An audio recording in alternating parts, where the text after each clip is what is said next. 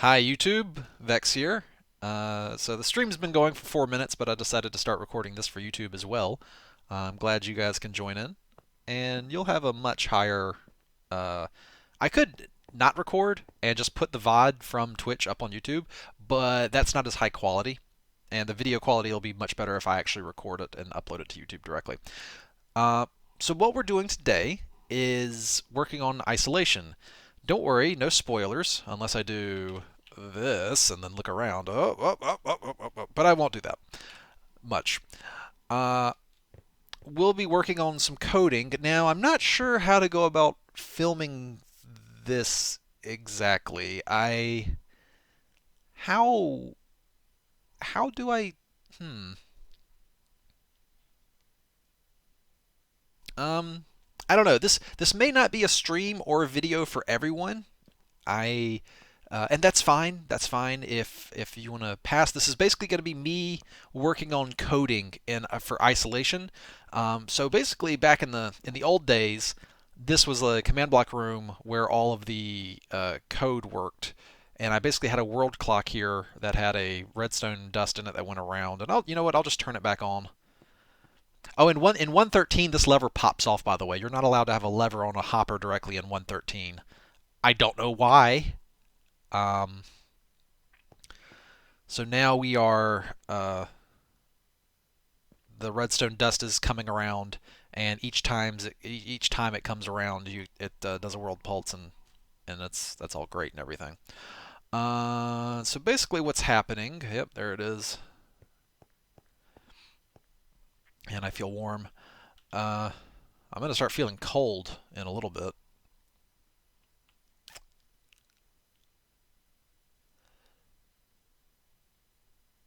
Let's see.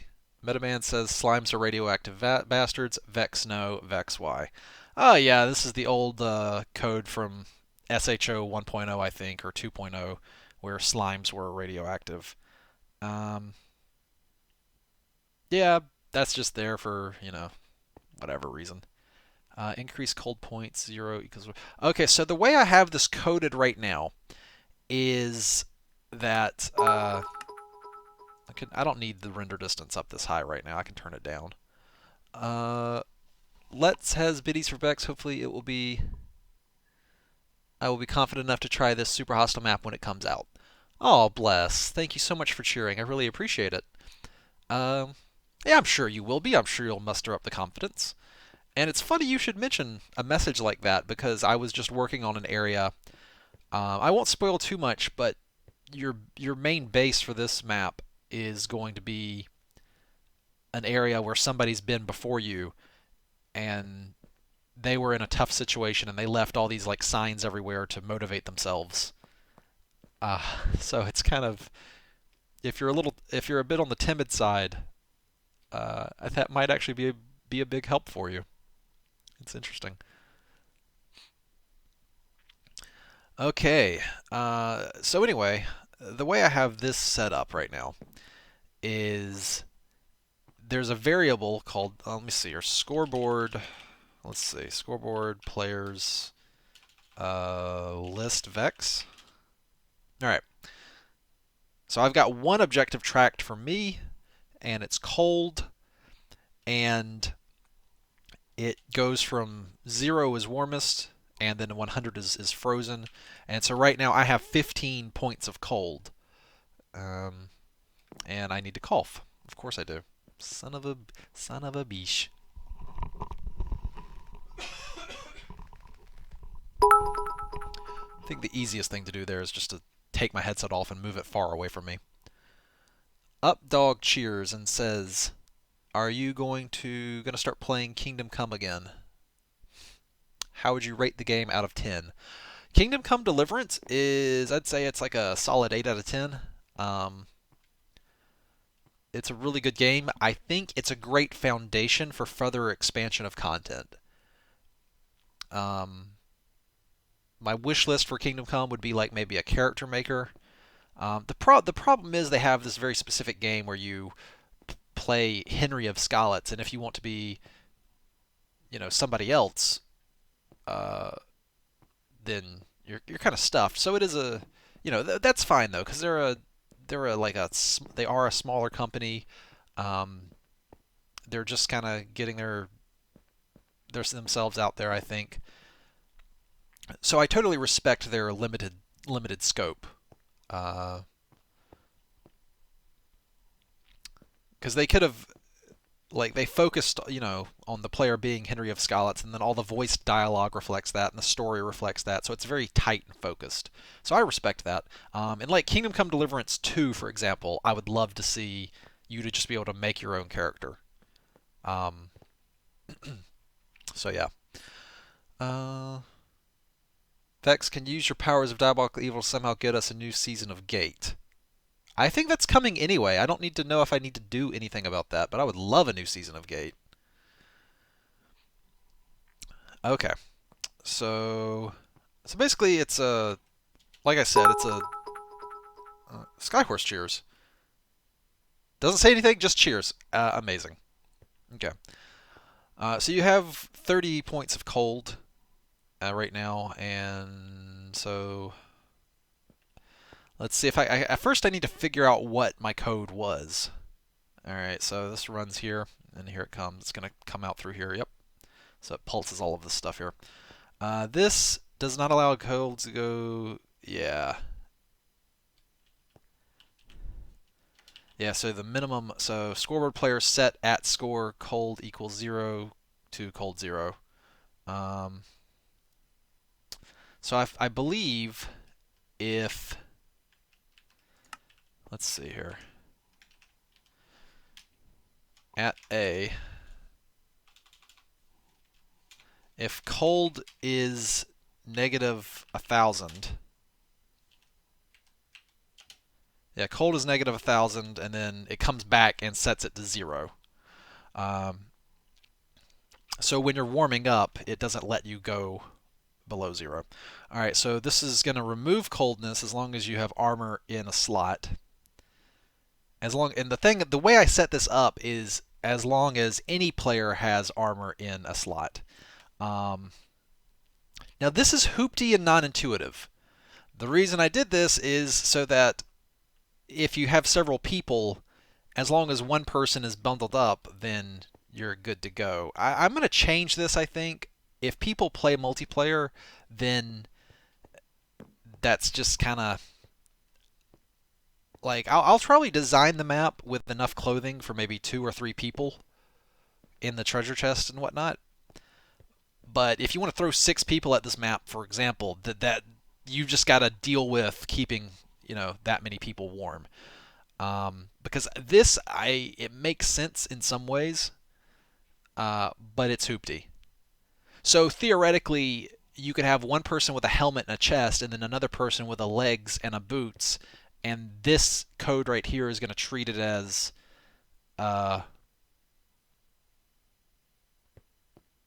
everybody has full clothing, basically. So what's in here is test 4, and we're looking for any player at A to have what is this? Pants? Is that feet? That's feet, isn't it? Is that heads or feet? I don't remember. Uh, and then if they find that, we're going to scoreboard players remove at A cold 1. Um, so you get 3 cold per world pulse. So that means if you wear 3 articles of clothing, you will break even and not gain anything. So we'll put on 3 articles of clothing. And so now every world pulse will gain 3 cold, and then we'll lose 3 cold. So we're at 12 cold now, and the next world pulse will be at 12 cold. So here comes the world pulse. I'm going to gain some cold, then I'm going to lose the cold, and yeah, we're staying at 12. So that means if I wear a helmet now, we'll actually warm up very slowly. All right, and this is basically the same All these commands right here are the same, except it's just each is a different inventory slot. So it's like 100B, 101B, 102B, and then 103B. Um, so that's fairly simple and straightforward right there. So basically, somebody could join the game right now, and I could have 5 people join the game, and they would all be considered to where to they would all gain or they would all lose 1 point of coal each world pulse because this is just testing for anybody on the server. What do you guys in chat think about that? Is that hoopty?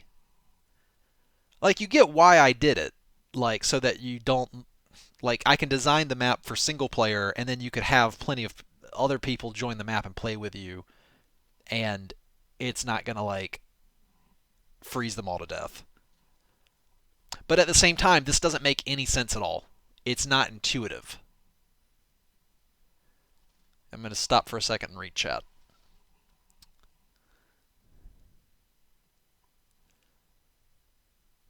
Yeah, I am super glad that I had signs here that explain my coding because it really helps when I come back like months later and look at this.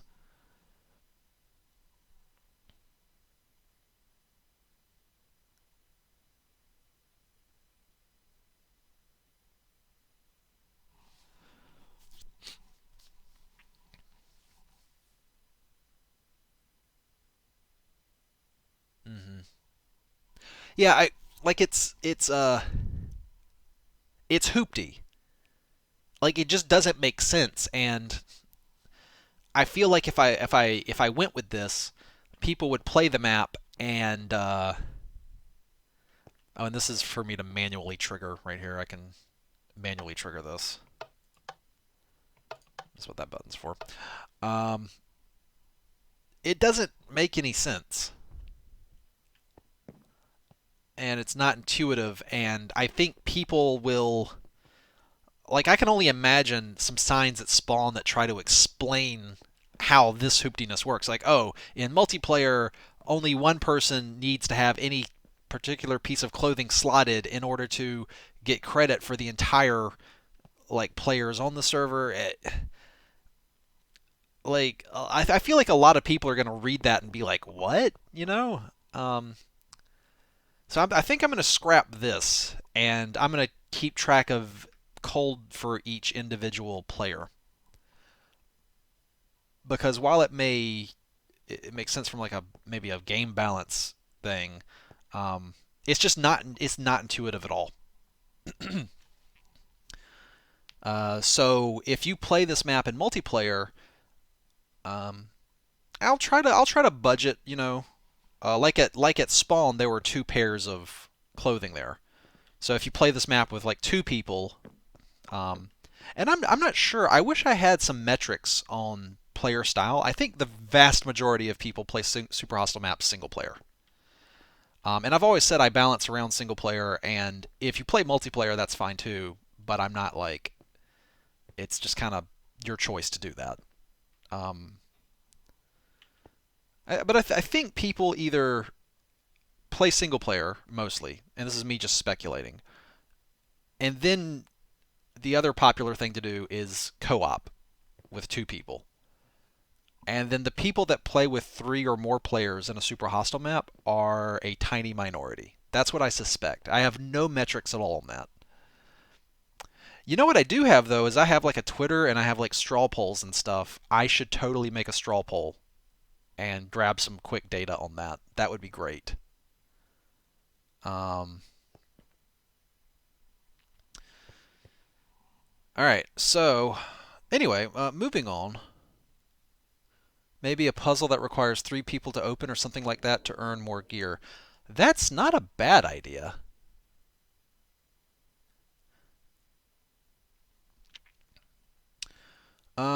Chipmunk asks, "Will it only rely on gear?" No. There's a home base. Uh, this map doesn't have a victory monument in the traditional sense, but it does have a monument that it has an area you need to bring items to that you find in the environment. So the gameplay is the same, but narratively it's a bit different. But there is an area where when you go in there, it will warm you up. So if you really screw up and have no warm clothing at all, then you can warm yourself up in your home base and then run out and try to accomplish things before you get too cold, and then run back. Um, and I might shoot for the map. I might shoot for the map being beatable with no clothing if you're really good and really fast and you're really pro about what you're doing. That would be, I think, ideal. Minor spoiler: your home base is an ancient geothermal power plant.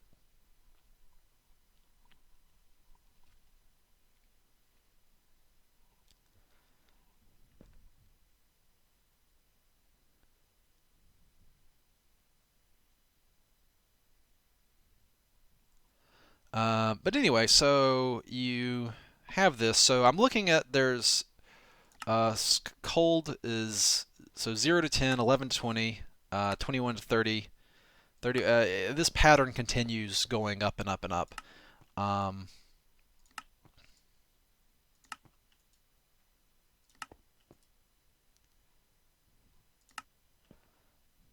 so basically, it starts out with you feel warm, and that actually gives you a strength buff when you're warm. So that's actually pretty cool. So if you stay warm, uh, you're actually more powerful. Then you're comfortable. Comfortable is just nothing. Um, and then chilly again. Chilly and comfortable. You don't actually suffer any kind of status effects there. Next up is cold, which gives you a small amount of hunger. Being cold, not a huge deal. Um, but you want to stay under 31 points of cold. Now I might change this. I might make it go between like 0 to 1,000 or something. I might open up the scale. This is 112.2.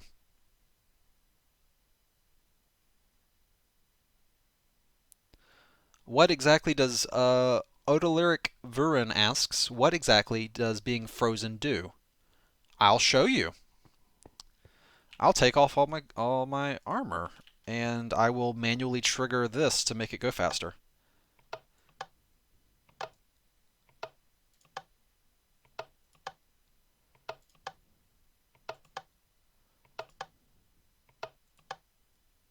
Oh, wait a minute. Derp. I want this one.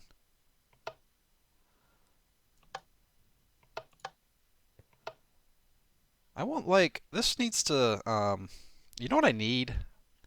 I need something that will trigger both of these. Hold on a second.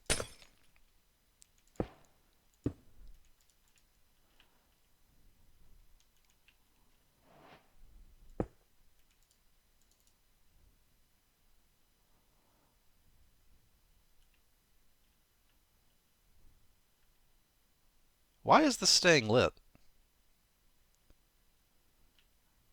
What did I do?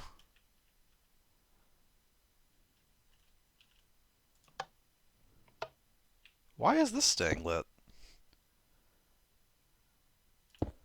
Now I'm confused. What did I do here? Why? What the hell? That's not supposed to...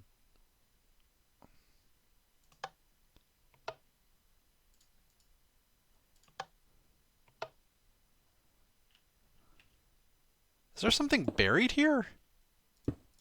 Why is this causing a feedback loop? It shouldn't be. Guys, what the hell? Look at this redstone layout. These are one-directional repeaters. And if I trigger this, I'm gonna just turn off the world pulse. I'm gonna do these manually. If I press that, why is that staying lit up? The command block? Why would the command block, like, what is emitting a redstone signal here? Oh, I think I see. Oh, the flippin' command block, even though it's set to be in a direction, is still emitting out its side, isn't it?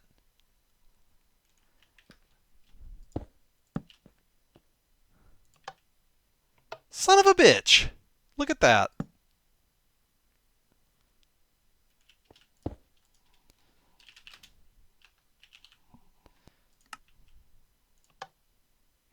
Huh.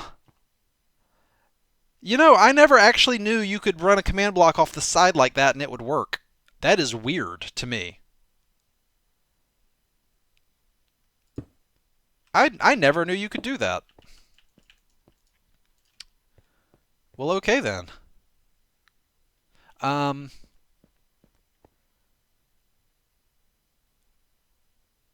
has that always been like that? Like, I didn't know command blocks would emit power off to the sides. I thought when you made them, like, I thought they went only in a direction. My mind is blown right now, guys. Live on camera. Okay, whatever. Um, let's get back to the coding at hand. Um, weird.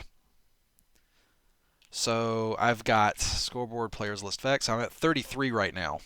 Let's run through this until I just die. All right, and I'll trigger this much faster. This is going much faster. So I'm cold. So I've got my hunger here. Very cold. I think very cold is Let's see. And I guess I'll turn this on while I look around. So here's cold. Now very cold is the same thing. It's hunger, but it's just for double the duration. And then freezing, this is when it starts to suck. Yeah, yep. So this is where not only do you have a hunger, but the slowness starts to add up and kick in.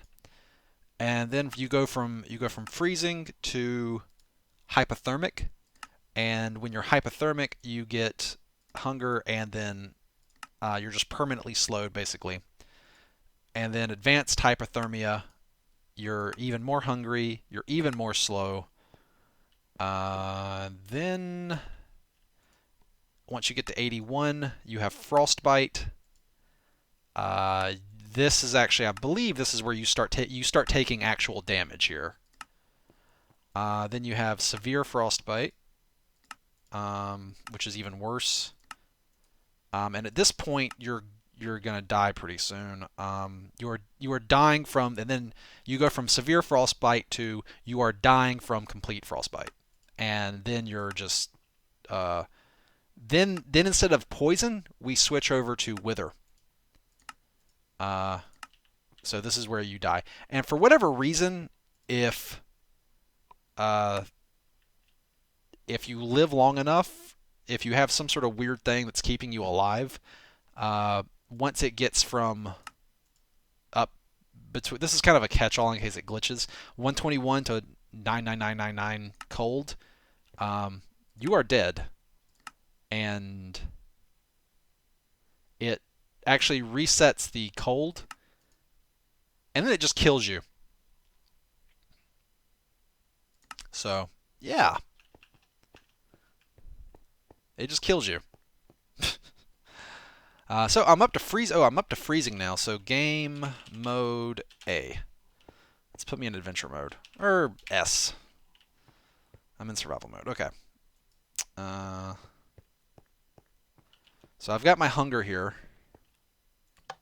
And let's keep killing myself. So now I'm freezing. Now I'm hypothermic.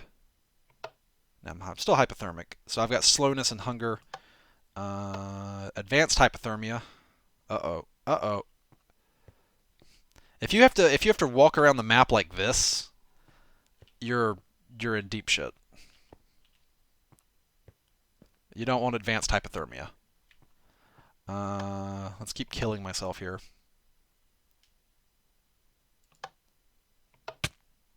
And here's frostbite.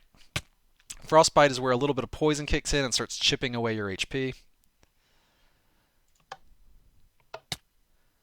and it gives you nausea.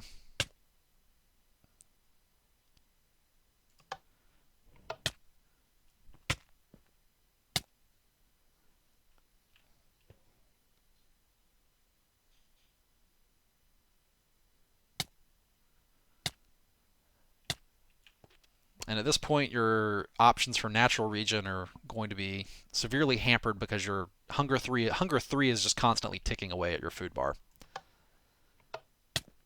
To live in this situation, you just have to constantly be eating food. Now this is severe frostbite.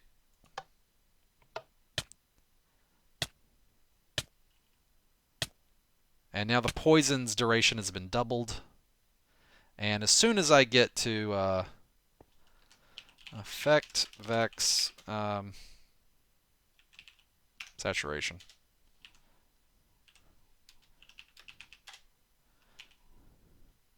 Let's assume that I just chugged some steak right here and topped off my saturation.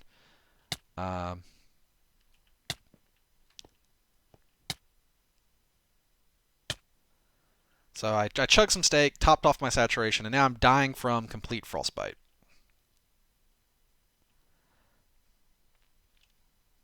And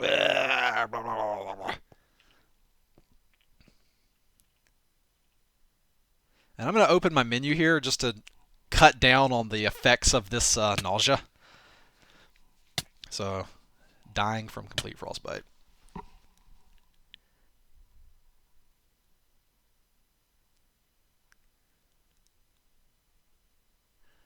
Hunter Cat says, eek, so basically never lose your armor. So even if you just have like 2 pieces of armor, basically you're given 4 points of cold every tick, and each piece of armor removes a point of cold. So you'll actually warm up wearing all 4 pieces of armor. 3 pieces of armor will make you break even, but even just 2 pieces will significantly slow down how fast you freeze to death.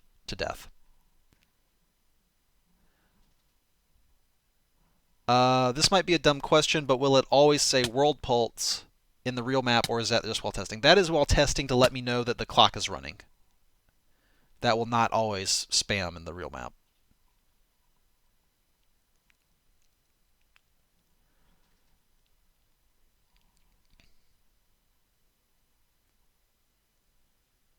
Region 2 could potentially save you from dying, so your dead might be useful. Yes, yeah. Oh, is this where I die? I think I die here. I am dying from complete frostbite. Nope. The next one will probably kill me. Let's go ahead and usher that in. Click. I am dying from complete frostbite. Yep, this is going to kill me.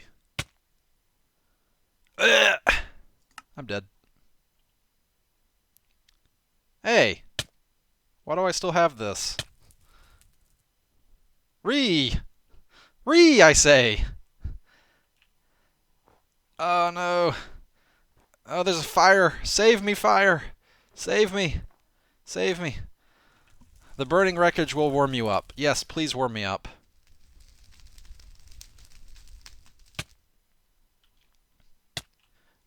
Is this running? Hold on a second. Game mode C. Where's the, Oh, yeah, the clock is running here. And what is this? Remove players are exit cold 1. Yep. That's running, okay.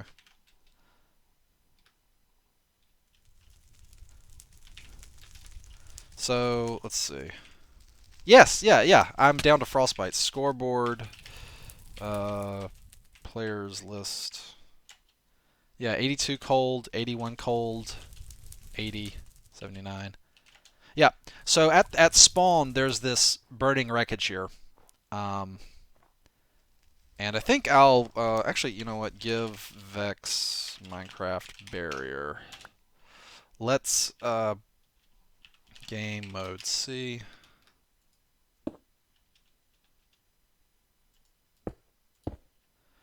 we are going to cover this up in barrier just to keep people from breaking it, I guess.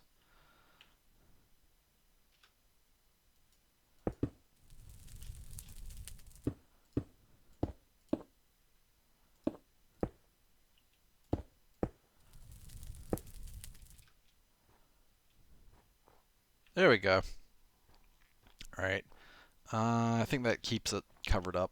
We'll make it, square it off.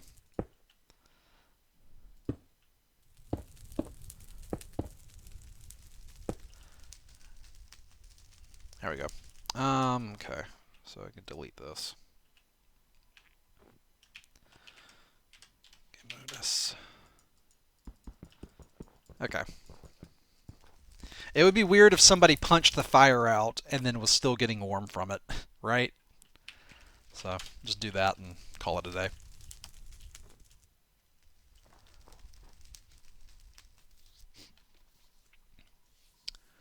Zapster says, possible to die from complete frostbite, but if it doesn't get to the final stage, it doesn't seem to be able to clear cold on death. Can you die from overheating? No.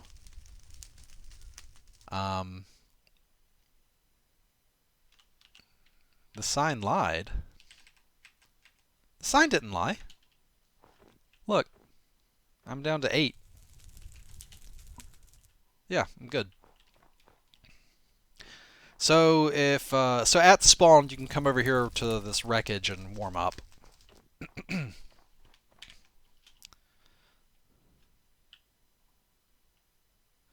So what I need to do here is to transfer all of these command blocks into functions because well, yeah, that's pretty much it. Transfer them all into functions.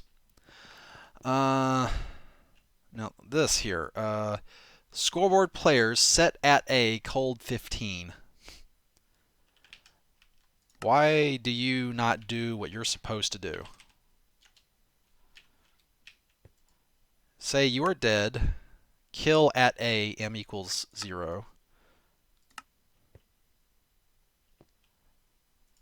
Scoreboard players test for at a cold equals. Oh,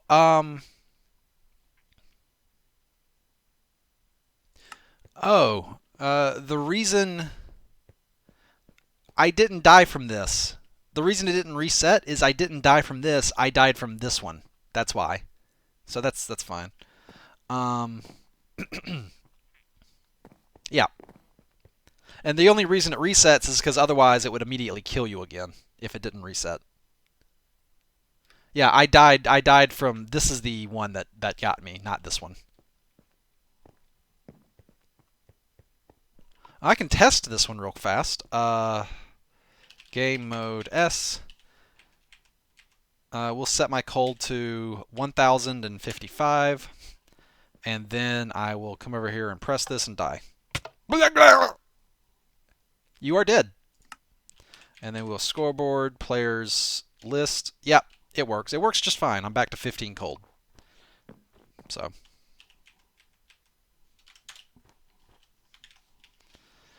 Alright, so the first thing I need to do is to make a game loop function, which is easy to do in 1.12.2. It's really weird in 1.13. They really, behind the scenes, a lot of that file structure stuff behind the scenes that most players don't see is all weird and different and crazy now. I do actually have a version of this. Let's see. Isolation. Yeah. I have a version of Isolation here in 1.13 that I was testing. And I even have a version of SHO in 1.13. Spoiler alert, literally everything is broken. Oh, and Inferno Mines in 1.13, actually. Yep. Oh, and then there's this. So there's that. Super Hostile Crossbone Coves is going to be the sequel to Isolation. I'd like to release them at the same time. Um, the idea being that isolation will lead you into Crossbone Coves. So now, isolation has the cold mechanic gimmick going on. Crossbone Coves is just a pure classic. There's wolves. There's a victory monument. There's no kind of new function gimmicks or anything like that. It's just a classic plain super hostile map. And the reason I want to do that is I haven't released a map in a while, and I'm aware that maybe people, like not everyone, might appreciate the cold mechanic in isolation. So I want to release like a new map using new stuff and like the functions and everything that's a bit different. And then at the same time, I want to release just a plain classic super hostile map for people who like that kind of thing. Um, Game theory: all the super hostile maps exist in the same universe. Yeah, kind of, yeah. Isolation is going to have a reference to the University of Arcane Enchants. You find a camp that you stay in, and minor spoiler, it was used before by somebody from the University of Arcane Enchants. So, yeah, there you go. What were you doing? We were going back into isolation. Click. Okay, so we need to make all of this crap into functions. And that's where it will not be as fun to watch because there won't really be anything for you to see because, well, unless I can get OBS to pick up Notepad++, can I even do that? Is that possible?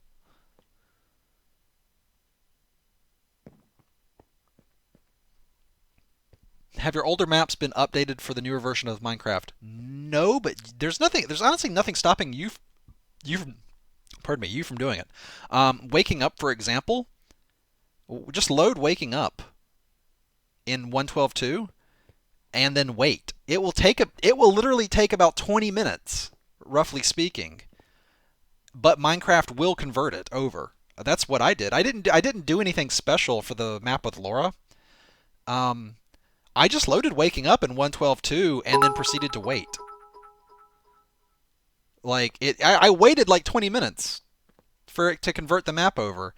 Basically, you get a blank screen, and then if you press F3, Minecraft will say loading chunks or something like that. And you just have to sit there and wait, and it takes a long time, but Minecraft just converts the map over. So, superhostile.net. Also, they should be on superhostile.net, or you can go get them from superhostile.minecracklp.com, I think. Yeah. It's superhostile.net, or I think it's superhostile.minecracklp.com. I believe those are the two locations where you can download my maps. Let me double check that real quick, actually. Superhostile.minecracklp.com. Is that the correct URL?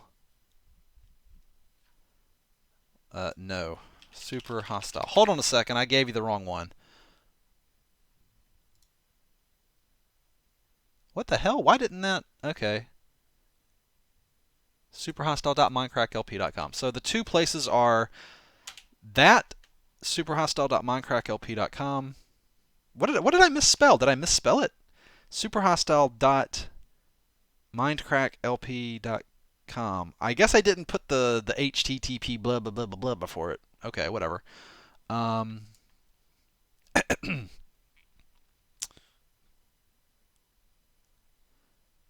then there's my website, my personal website, www.superhostile.net.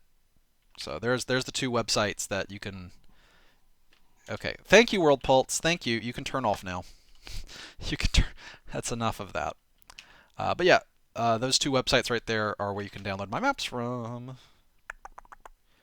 And I don't know if superhostile.net has all of the maps uploaded yet. Courtney was working on something for them. But they're all on Superhostile on the Minecraft site. The Minecraft site I did first, and then I made my own portal uh, later on.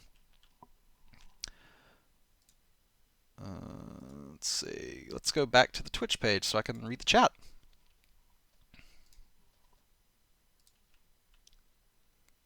Super Hostile will get its ice level, huh? Yep, yep, basically.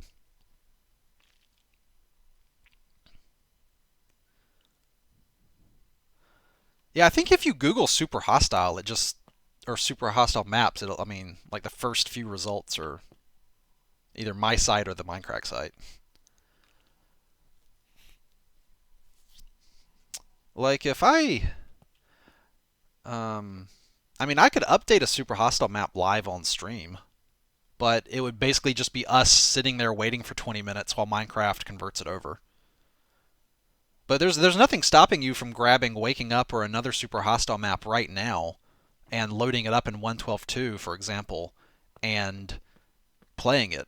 Like I said, you just have to wait about 20 to 30 minutes for Minecraft to do its thing, and it will take a while, but it will eventually go. Yeah. Yeah, I'm a little annoyed at myself for the ordering of Super Hostile maps. People are asking in chat about the numbering on Super Hostile, and I don't know. I don't know. I think the new maps I'm just not gonna number. Is that okay with you guys? Can I just not number them anymore? Do you think I should number these? Because the issue is they're gonna be like out of order. Number 30 just to mess with people. That's pretty trolly.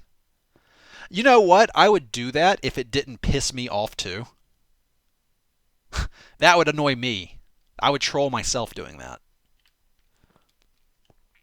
Um, yeah, I would troll myself doing that. So it's a great idea. Like Isolation, super hostile number 30, Isolation, and then the next one's like super hostile number 33, Crossbone Coves.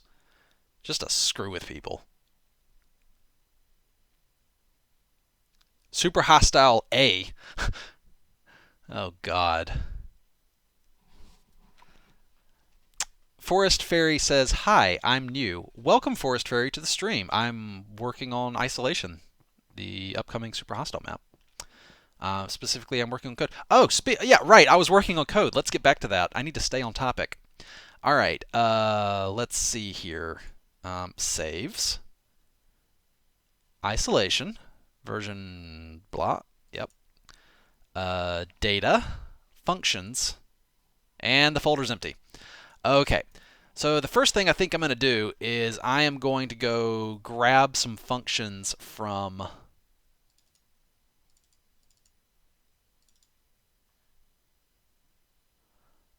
I am going to go grab the functions from SHO. Wait a minute. Hold on a second.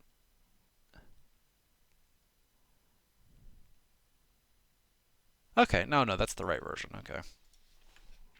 I'm just going to go grab the functions out of SHO, and I'll delete the ones I don't need, but they will be a very useful template for me.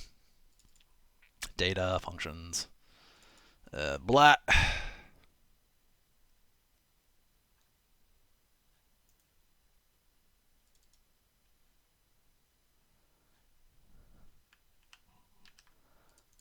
New folder, VSF.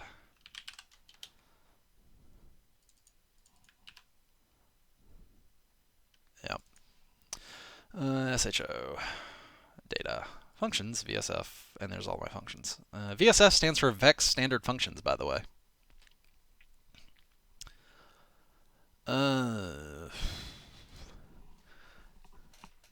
Oh yeah, I've thought about like, oh my god, I could have Super Hostile X, and then I could have like new Super Hostile Remastered Game of the Year edition.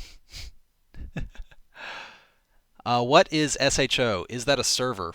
SHO is Super Hostile Online. It is my patron-only server. You can pay $5 a month to me on Patreon, and you can play Super Hostile Online. It is it's currently under construction. I believe it's got 10 wolves in it right now, and it's got custom classes. It's really cool. You should check it out. I might be a little biased though.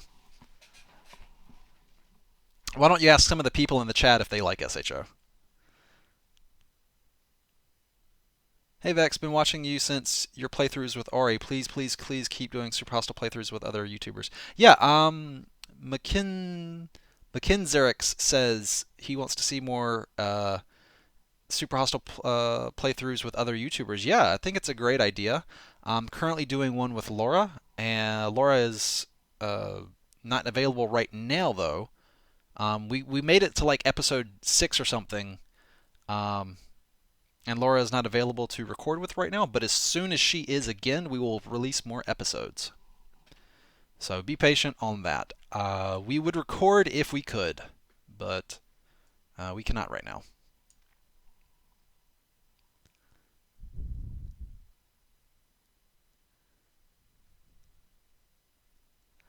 All right, let's see here. So data functions VSF.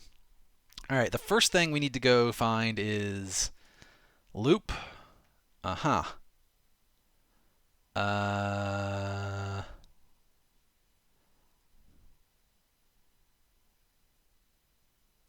yeah. So here's the loop. And we can delete all this. Well, actually, the first thing we're going to do is let's switch over. How do I do this? Game capture. Capture a specific window. This? Does this work? Well, can I capture Notepad++? Uh,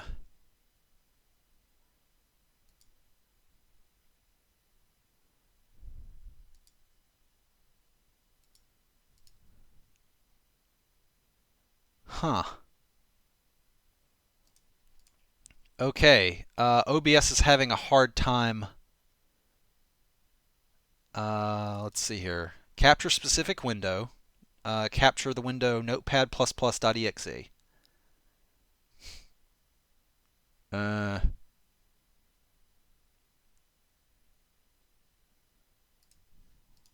yeah, it's not having any of it. Damn it. Desktop capture? I really don't want to do that. I don't. Zhex says desktop capture. I I I'd rather not capture my entire desktop if that's okay. Monitor capture? I'm just concerned with like um I guess privacy, I suppose. I guess I'll put it back to Minecraft for now.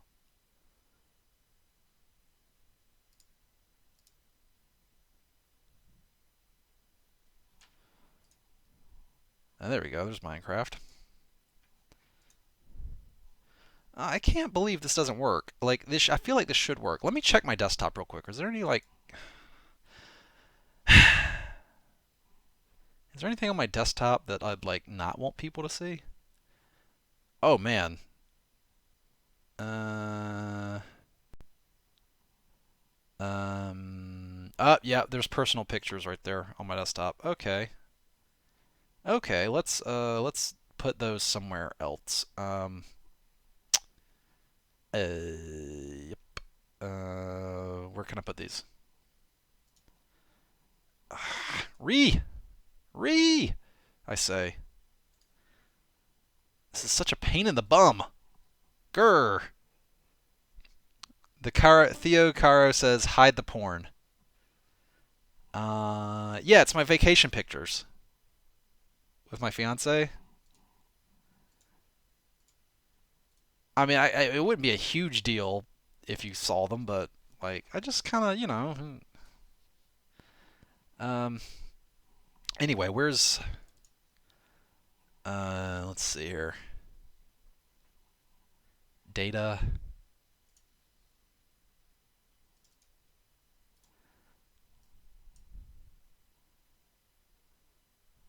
Yeah, let's move those. Move these.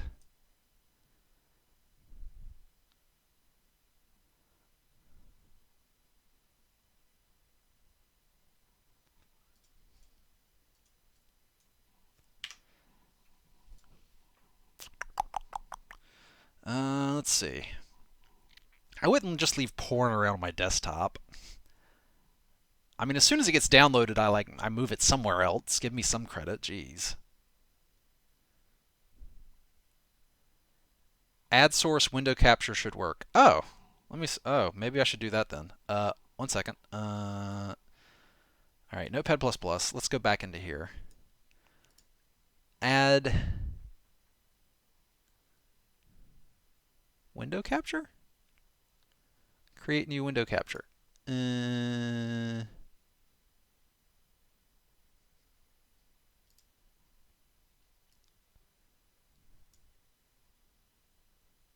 Oh, did that work?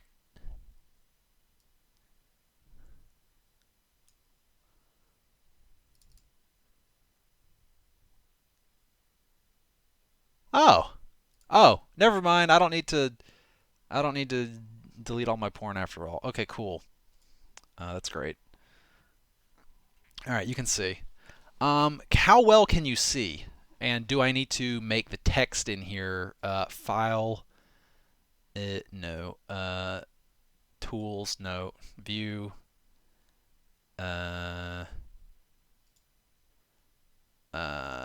eh? Is that what I want? The zoom it? Yeah, I think that's what I want.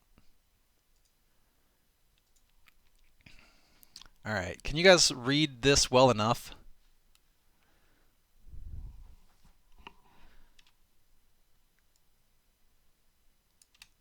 How's that look?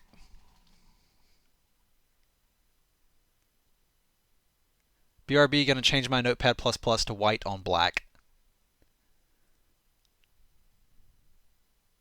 Make the text a bit bigger. Sure. Oh God. Oh God. All right. All right. We're making it big. Is there? I thought there was a way to like view. Like no view. Oh no. Language settings. No tools macro. Is it really just the clicking the plus button here? I guess so. All right. Well, there you go. Okay. So we've got loop and we've got main. So let's go have a look in here. No. No. Yeah. All right. So we need to switch back to Minecraft. And the first thing I want to do is /reload. And then I want to do game. I want to do something. Is it?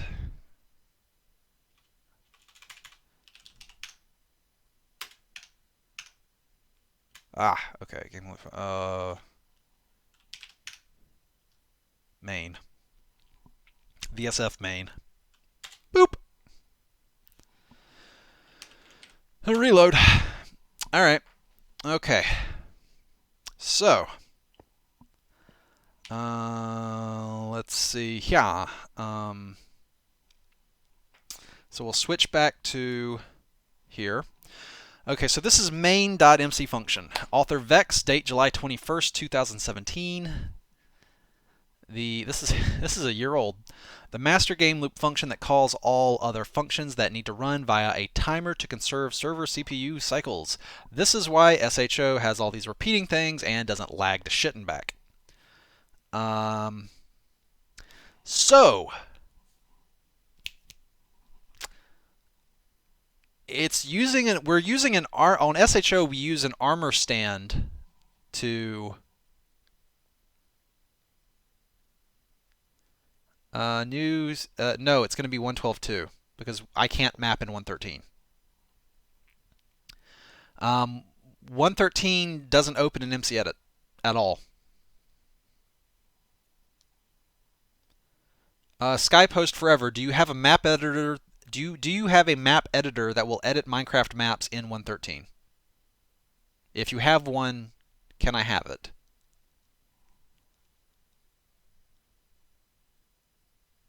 Can you giz? Can you giz it? Giz? Giz it. You probably cannot.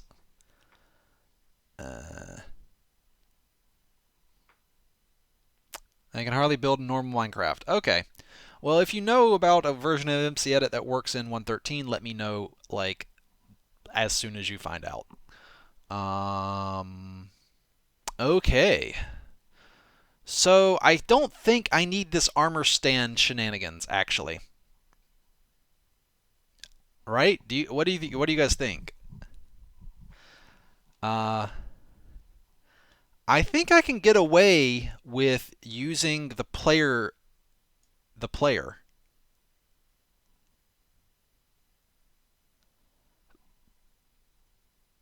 So, do you guys think I can just use the player? I can do an at A.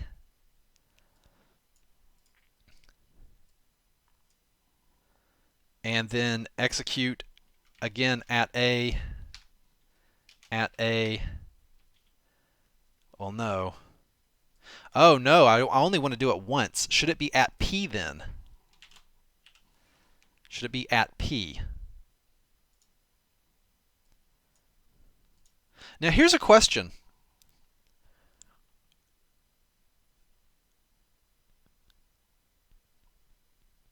Here's a question. Vechs is more disappointed than good.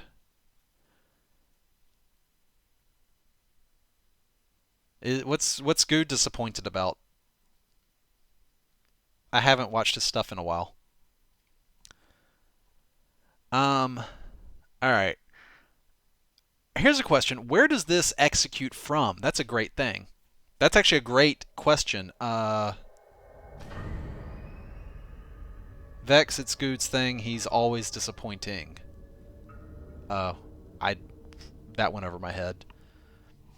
Uh, Here's the question: Is when I do an at p from a function, where does it execute from in the game world? Is it 0, 0? Let's find. You know what? Let's find out. At p. At p. So it's going to pick a player closest to it wherever it is executing from. And I think we can we can roll back to that, and then roll back to here. So basically it's going to count up here. So we're going to switch to a 3-second clock instead of a 30-second one, roughly. Will this map only be able to be played SSP? No, you can play it multiplayer. I just had a like a 30-minute discussion earlier in the stream about multiplayer in this map. So if you want to know what was said, you can catch it on YouTube, I guess. Yeah, we had a whole big conversation about we had a whole long conversation about multiplayer in this map and how multiplayer was going to work with the freezing mechanics and all that. Okay, so basically at P timer 1, we're going to cut out the armor stand and use the player as a storage medium for this. And we're going to go on a 3-second loop instead of a 30-second one. So I'll need to adjust the variables basically on that. I might step it out instead of like well, we'll get to that when we get to it. Scoreboard players reset at A.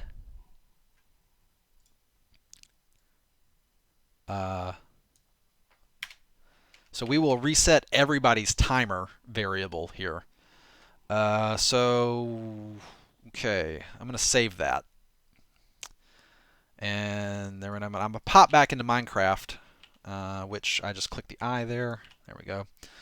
All right, so I pop back into Minecraft, and we're going to /reload. Now the issue here is that there's no timer. So scoreboard, players, list, Vechs. We've got cold, but no timer. So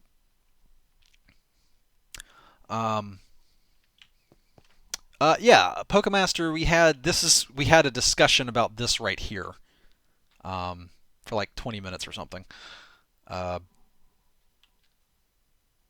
well, just dropped in to say hi and ask the questions. Good luck, have fun. Skypost forever. All right, later, Skypost forever. Thanks for joining the stream. All right, so there's no timer, so we need to scoreboard players. Oh no, that's an issue.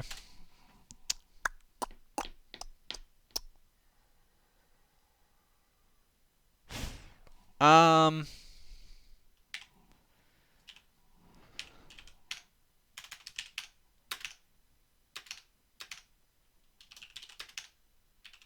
Oh no! Oh, I did that, dummy. Yeah, I think I just need to rock that out and throw. I think if you add.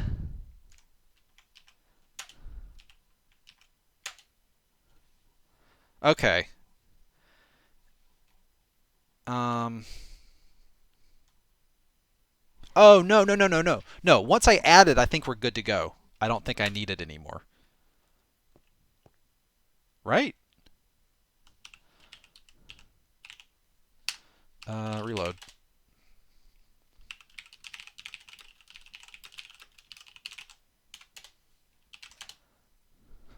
Uh. No. I think I do need to add it to me, don't I? Execute at P. Scoreboard timer. Scoreboard players add at P timer 1. Let's make sure this is running.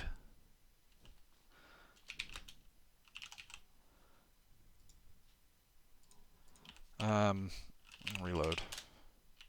No, it's not running. Okay. Why is it not running?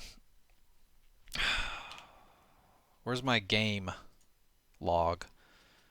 Loaded 91 advancements. There's no errors. Huh. Uh,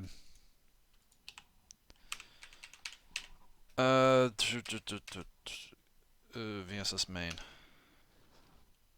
Game rule, game loop function, VSF main. Boom. Reload. Why aren't you looping? I'll comment out this and this and this.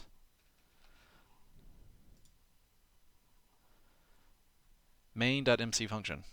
VSF.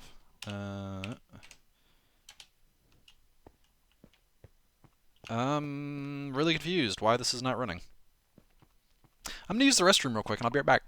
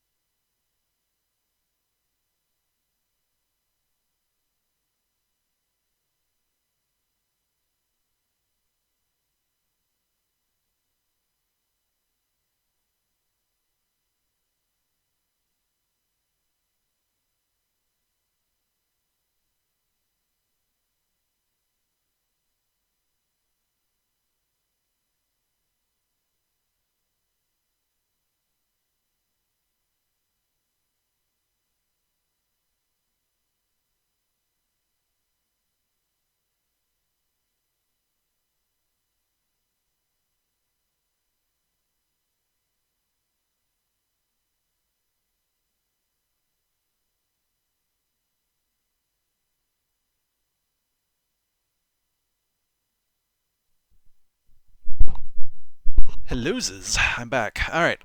Yeah. So coding is basically just kind of talking to yourself and working through stuff, basically. Uh,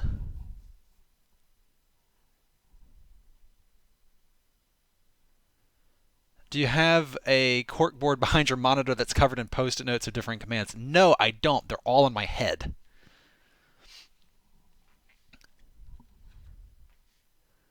I love how Vechs types things he's thinking. No one else does that.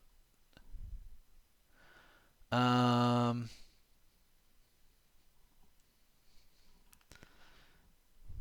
Rip me. Okay, all right. So anyway, why is this not working? There's probably some simple little thing. Um, VSF main. What?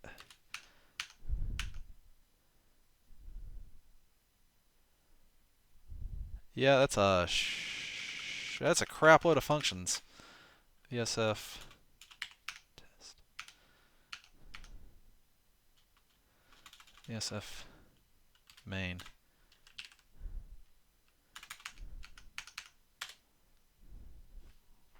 Game rule game loop function has been updated to VSF main.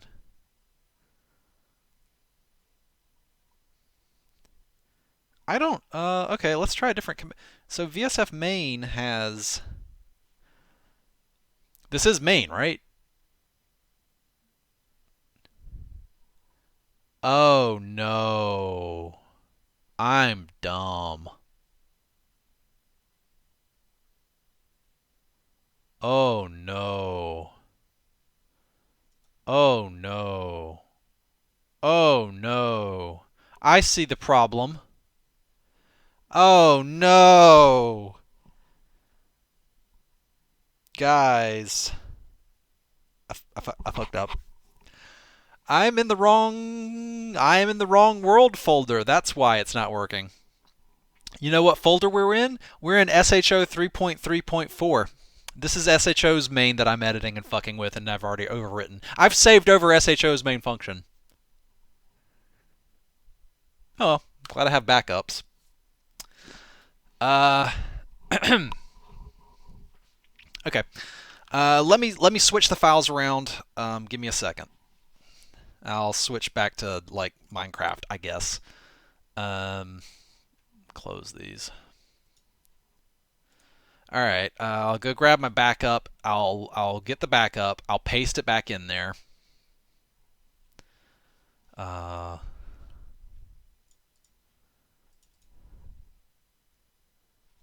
all right. All right, get that. Paste that. I'll throw that on the desktop, and then we'll go to SHO 3.3. Blah blah blah blah blah, and then we'll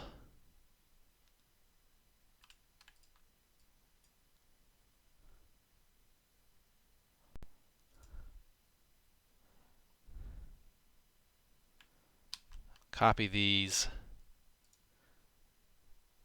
I'll shuffle these files over to here. Function, VSF, blah. Okay, paste. Replace those two. Jump back over. SHO 3.3, blah. Yep, yep, yep. Okay. Loop and main, we'll overwrite those with the backups here. Replace, save, delete the temporary ones, and double check them real quick. And double check main. Yep. Yep. All right. Cool. Great. Son of a bitch. I was so confused. I was like, why is this not working? Why this should be working. It's like there's got to be something. And I look up at the top of the screen and I notice the file name, the full file name with the location, and I'm like, oh, right. Right. Yeah, okay. Great. Main. Okay. And we're back. Cool.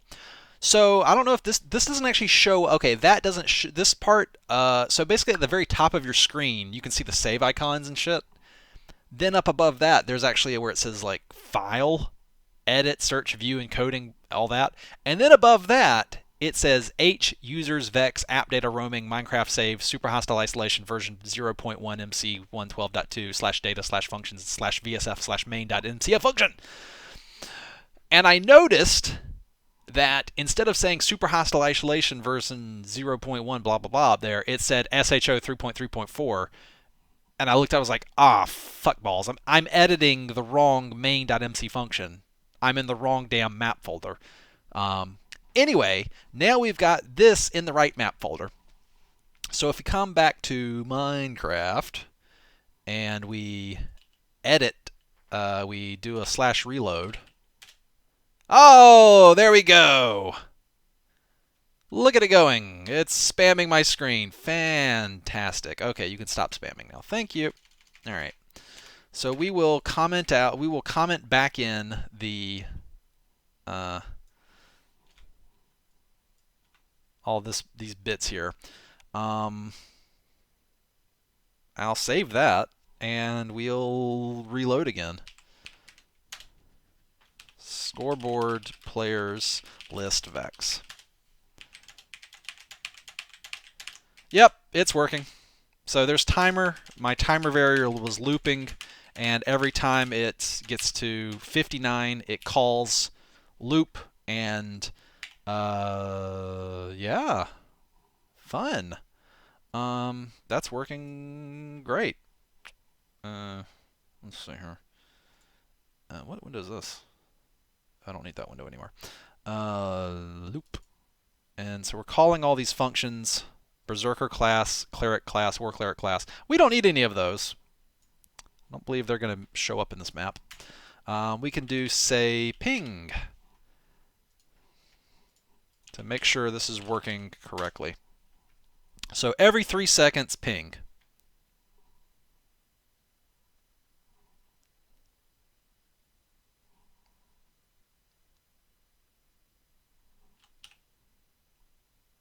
And there you go. All right.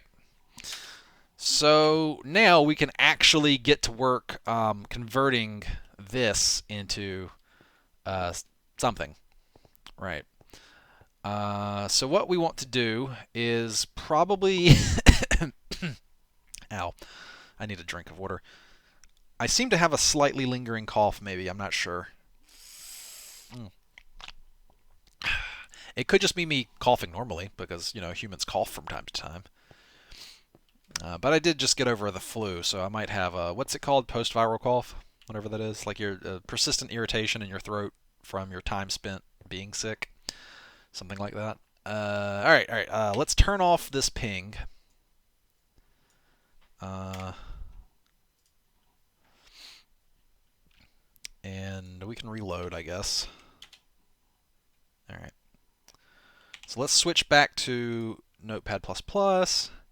You know, switching back and forth between Notepad++ and Minecraft is not as difficult as I thought. Okay. Theo Cairo just subscribed with Twitch Prime. Thank you.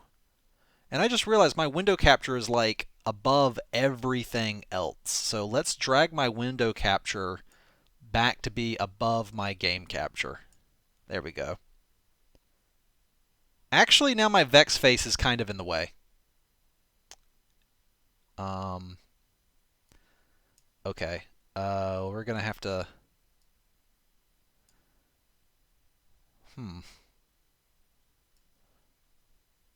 Okay. Hold on a second. There we go. All right. The browser source Twitch alerts are now over window capture, which is over everything else. So if somebody subscribes or cheers, it should still show up in the middle of the screen now. All right. So how are these functions getting into Minecraft? Is it somewhere in the MC folder? Einsru is now following. Yep, works just fine. I fixed it. Cool. Yes, to answer your question, the folder structure is the map, then data, functions, and then your functions. So that's it. So for example, mine is like this.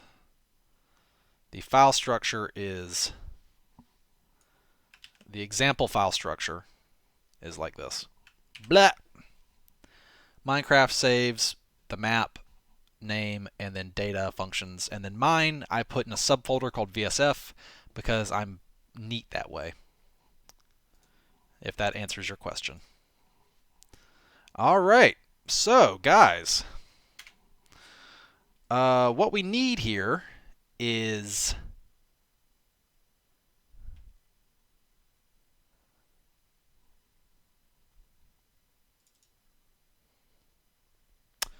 well, this is interesting now, isn't it?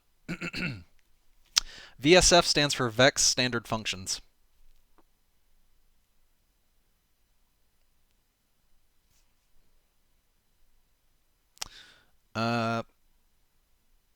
Now, I could put all of my code in the loop function, but that makes me unhappy. It offends me.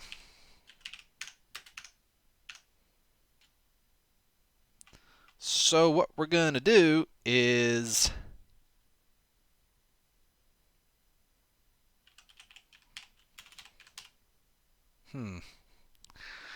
I think we're going to rock out we're going to run the function VSF freeze.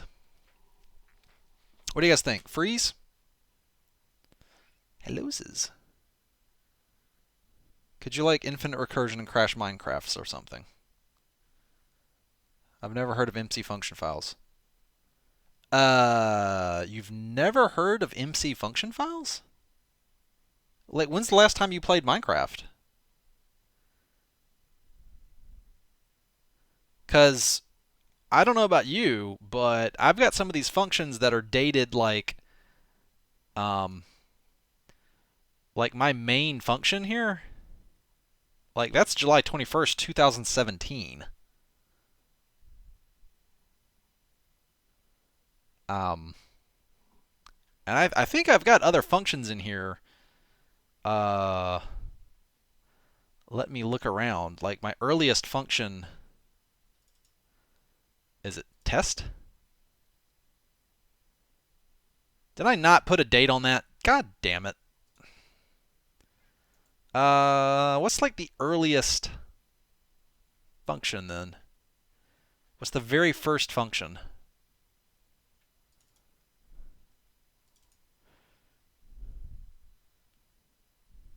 That's September. Okay.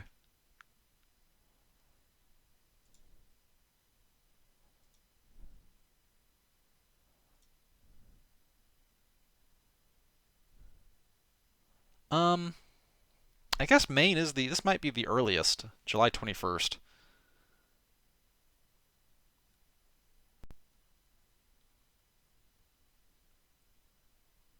What version of the Minecraft did functions first come in? Weren't they 1.12? I think they were 1.12, right?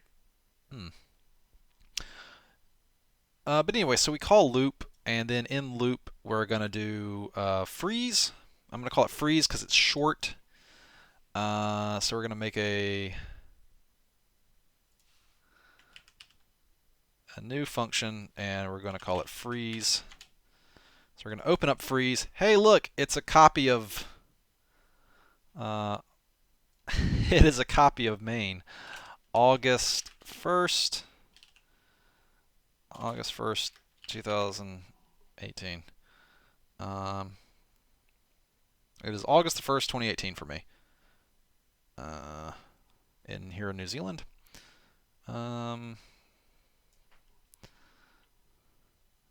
Governs temperature of players and does horrible things to them if they are too cold.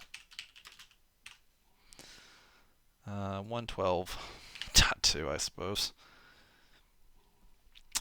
Cool. All right. So we've got our, this will be called every 3 seconds. I'll save this. So what are we going to do in here?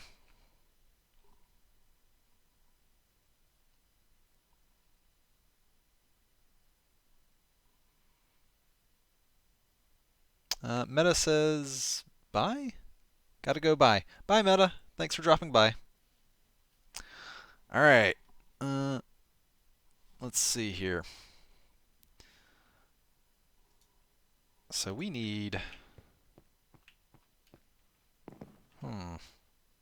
I almost feel like making uh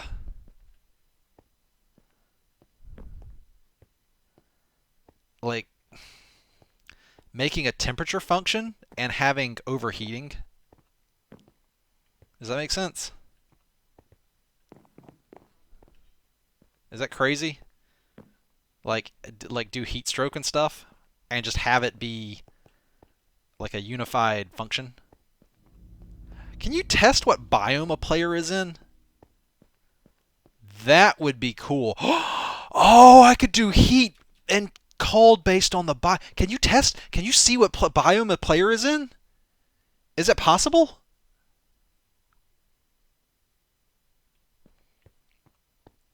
Can do you guys know? Can you test and like check the biome a player's in, or the temperature of the biome their player's in? That's fine too. I guess I'll Google it. Let's see. Um, Minecraft test for biome.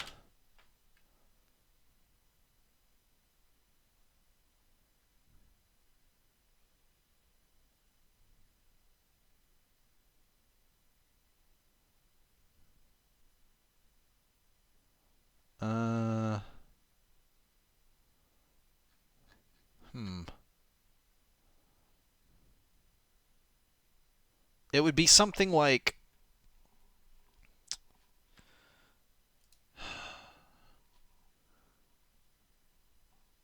Uh, I might just be coding a friggin' like thing you can just drop into any world to enable temperature mechanics. I mean, that'd be flippin' cool, huh? Uh, okay. Let's switch back to Minecraft. All right. All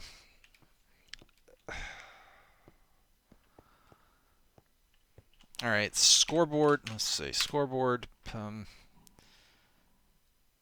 Objectives. Add temperature.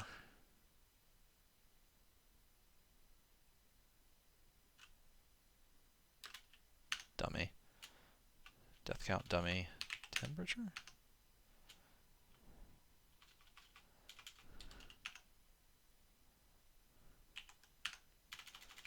Biome.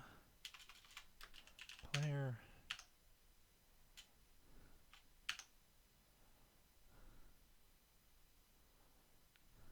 Hmm. All right. So these are all the ones. Oh my God. They've like. Holy crap.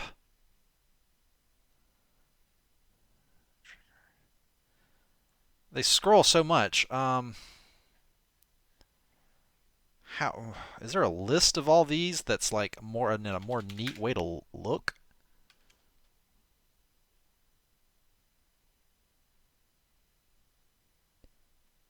This is for super hostile isolation. Isn't the name of this stream called working on super hostile isolation? The name of the stream is working on super hostile isolation. I okay. Um, damn. Is it okay? All right. Let's see. Uh, player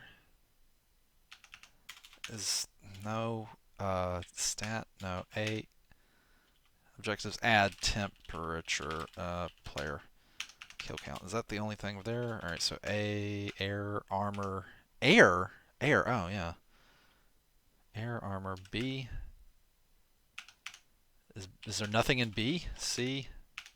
I can't believe I'm doing it this way. Death count dummy. A B C D E. E F food. Oh, interesting. Food. E F G H health. Okay. H I J K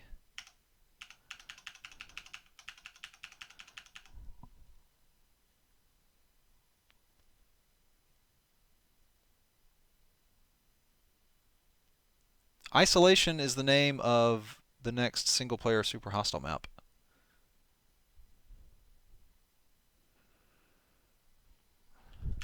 Yeah, I'm just gonna go look at the wiki for the scoreboards real quick. One second. Vechs is loading. Minecraft wiki scoreboard.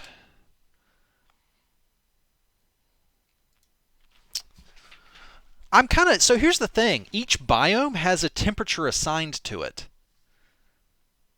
In fact, as far as I know, each block has a temperature value because of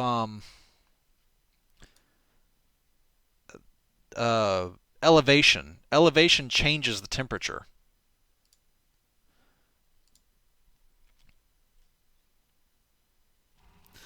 I try to stream. I stream once a week on Tuesdays in around noon New Zealand time, which is like Monday at night on the east coast of the USA, something like that. I have to cough again. Pardon me.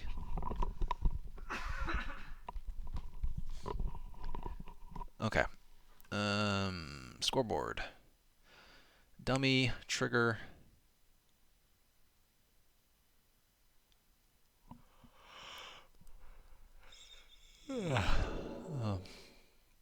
Level, food, air, armor. Huh. Now that's interesting. I could use armor. Oh, I could use the player's armor. And the more armor that you have, the more it protects you from the cold. Yes, yes. So that different pieces of clothing could have different values. Yes, yes. Man patch, yes. Hmm. Stat. Okay, criteria-based stats. Animals bred, armor cleaned, activate, banner cleared, beacon, boat, brewing. God dang, there's a lot of these. Cauldron. I refuse to believe that they track how many slices of cake that you've eaten, but not temperature of the biome you're in. Like, think of how much you could do if you know the player's temperature. Like, for realsies? Slices of cake eaten. Okay. All right. I just sometimes wonder where Mojang's priorities are. That's all. I mean, I love Mojang. Like, they're a great company, but because I love them so much, sometimes I have to give my feedback in verbal form, loudly and frequently. Oh God. Talk to villager, time since death, walk 1 cm, leave game, minecart, mob kills, furnace interaction. What was that? Jarbo just subscribed. Thank you so much, man. I appreciate that. I really do.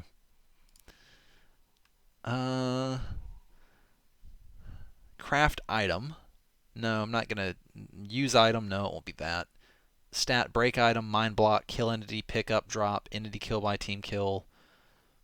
It would have been stat, but I'm looking through these.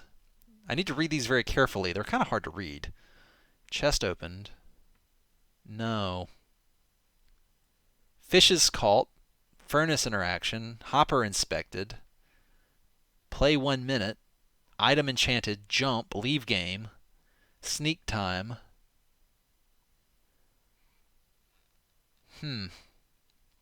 I am a little disappointed that they bothered to program something about how many slices of cake you've eaten, but not the temperature of the biome that you're in. Like, could you guys imagine what you could do if I could pull the temperature? Because they have that. Like, each biome has a different temperature modifier, and then the elevation that you're at also modifies the temperature. That's how it snows in some biomes up in the mountains, and then doesn't snow farther down the mountain. That's the temperature stat, and it's like hidden in the game. I don't think you can interact with it at all, which I would love to. That would be great. That's the perfect thing. Like it's frustrating because I know it's in the game, and the game is using a temperature value to control snowfall and stuff in different biomes. The temperature is also why rain doesn't fall in the deserts. The temperature is too high. If the temperature goes above 1, then you don't get rain at all. And then if it goes to something else, you get snow instead of rain. It switches from rain to snow. Um, damn it! Damn it! It's in the game, but I can't get it. Get at it.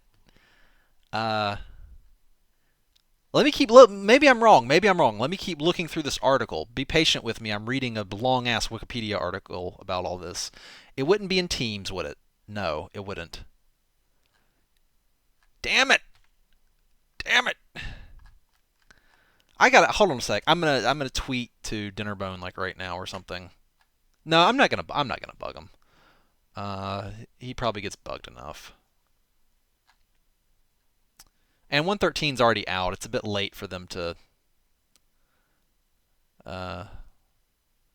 add something. But I mean, that would be really helpful, though. I have to say, if we could actually interact with it. You know what? You know what? Maybe they. Okay, it looks like no. It looks like no. Can you see temperature at a particular location? Let's see.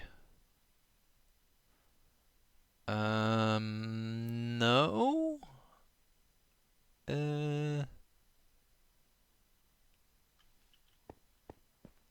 Maybe. Hold on a second.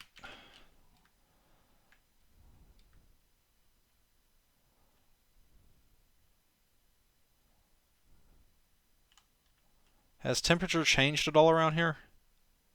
Light level is changing. Is one of these numbers on the screen that's changing temperature?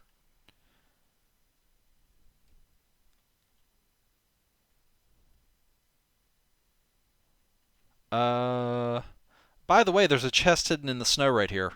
For those people who play the map and have seen the stream, there's a little secret for you. There's a hidden chest right there.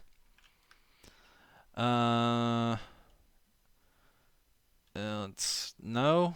If it's on here, I don't see it. I thought maybe the T stood for temperature, but I don't think it does. Yeah. Yeah, I don't think it does.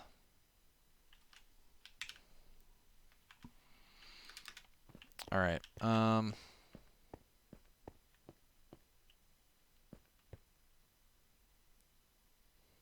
Yeah, you can. I love burying stuff in the snow. It's fun. To detect achievements can detect biomes. Oh, advancements to detect biomes. Player location plus location temperature equals player temp. Slash advancements.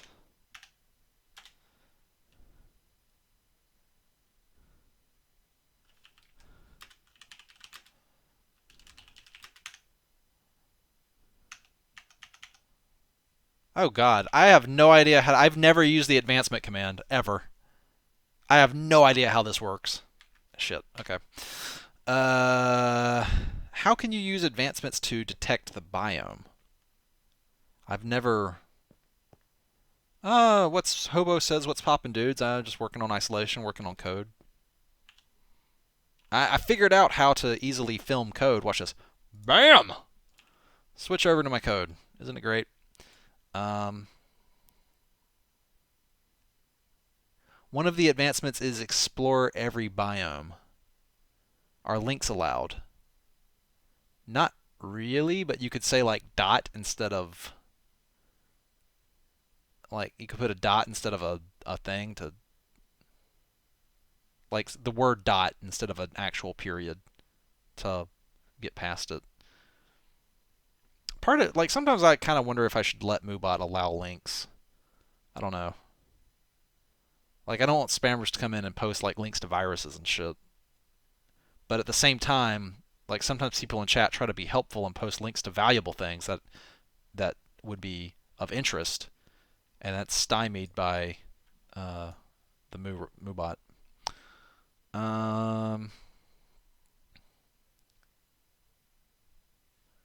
Uh-huh.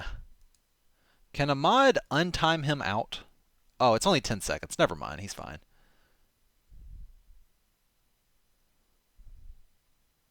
Yeah, if we can... Dot doesn't work. Well, frick balls. Okay, what would I Google to find your site? Allow subs to post links, Vechs. You can permit mods to post links. Yeah, we'll work on that after the stream. Speaking of which, actually, my voice is getting a little tight. I'm coming up on the 2-hour mark. Although my recording is only an hour and a half right now, but I was streaming before I started recording. But let's see here. So I think the first thing I need to do is we need to grab scoreboard, objectives, add temperature, dummy.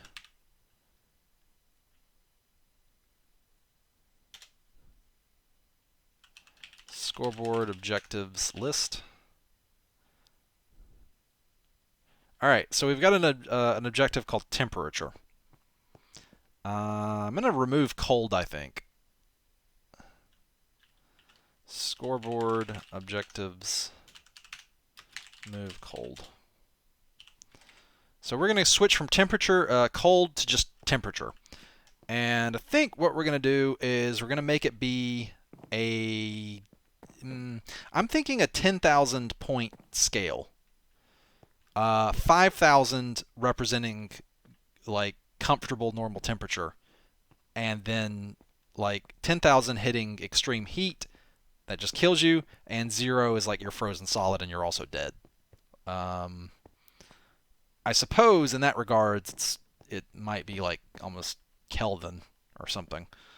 I mean it's arbitrary.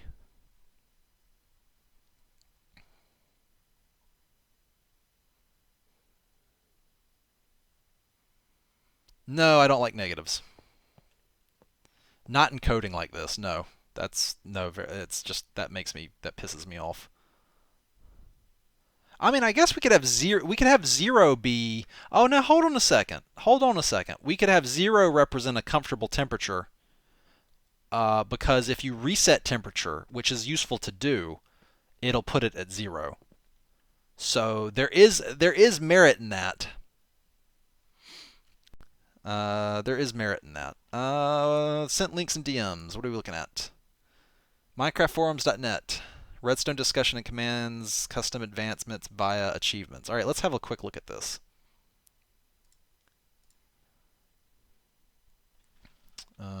Probably gonna bookmark that. I might want to read over this.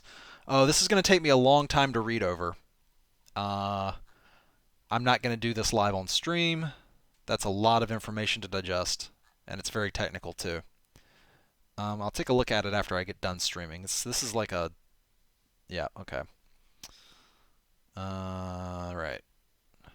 Okay. All right, but I think there actually is an argument for letting temperature be negative. So negative representing cold, positive representing, getting too hot. And I think in this map, we'll just cap your heat. Like you'll never be able to go past a certain amount of heat. Just because this map is meant to be so cold that like you'll never be more than warm, no matter what you do. But that lets me.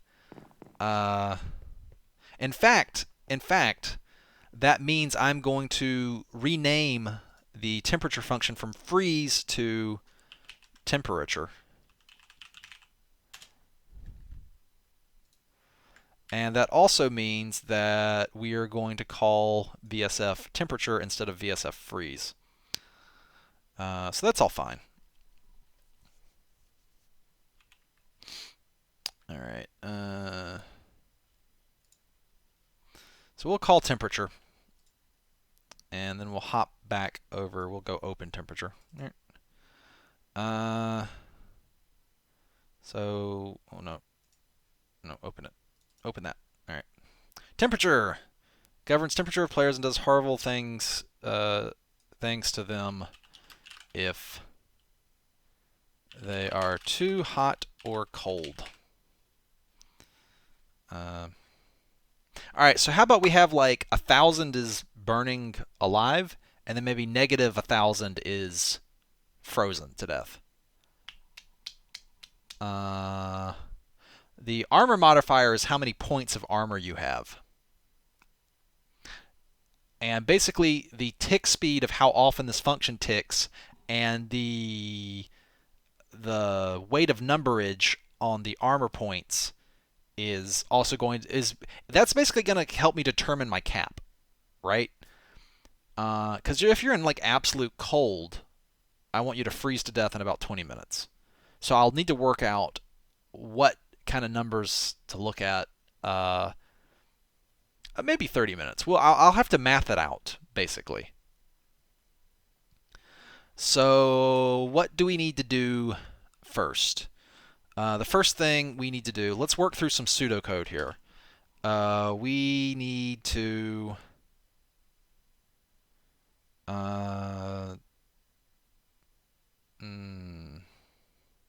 temperature. So we need to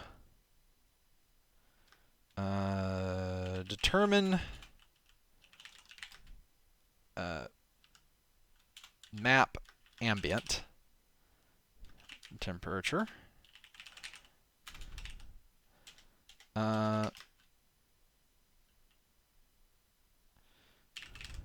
Then drag players' temperatures towards the map ambient.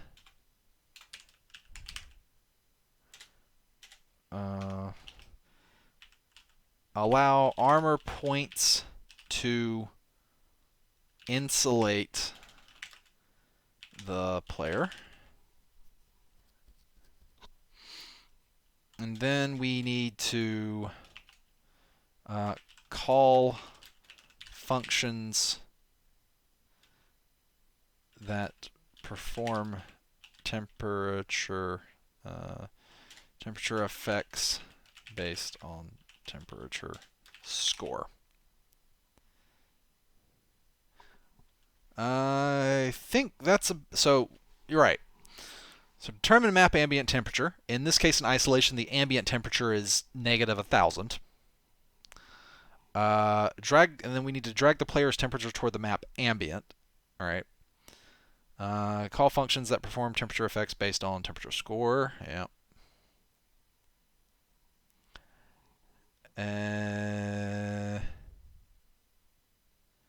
And what else?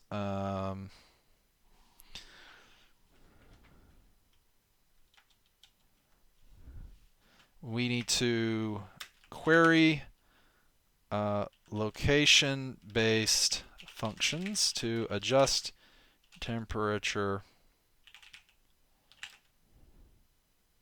for deviating areas such as fires, hot springs, or like frozen or icy wind or frozen magical crystals, etc. So basically, if you're if player in XYZ bounding box adjust temperature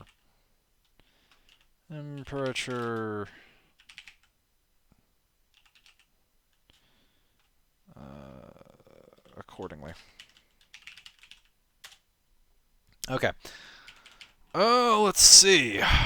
Determine the map ambient temperature. Drag the player's temperature towards the map ambient. Allow armor points to insulate the players. Query location-based functions to adjust temperature for deviating areas such as fires, hot springs, or icy wind, for blah, blah, blah. If player is in XYZ bounding box, adjust temperature accordingly. Call functions that perform temperature effects based on temperature score. And I think that's it. Um,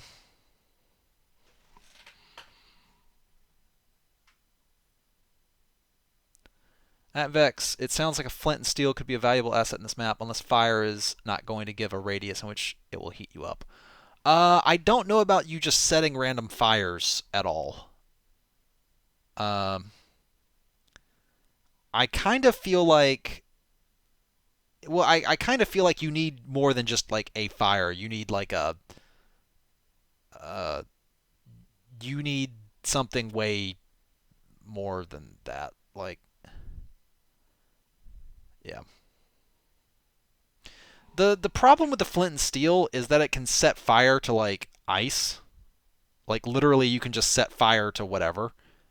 Um, and yeah, it doesn't really make much sense. And I think the fires set with flint and steel may not, I would say, would not be enough to warm you up. If you want to get warm, you need to go to like a place like a hot spring or a geothermal area or something that's got an overwhelming amount of heat that can affect this frozen environment. Does that make sense? Adventure mode wouldn't work for this map. Adventure, I could probably make this map in adventure mode, but I'm not going to. SHO is in adventure mode for obvious reasons. It's a multiplayer server, um, and if one person just mined out all the dungeon, then that would be dumb. Uh, and for the new people here who don't know SHO's history, I started with actually having resetting dungeons using the clone and fill commands to come in and like daily reset the dungeons. Um, that just results in too much server lag, bluntly.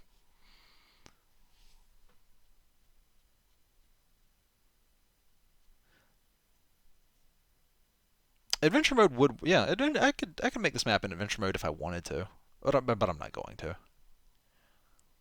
Snuggle Kitty 92 says hot springs with a like determined grin face.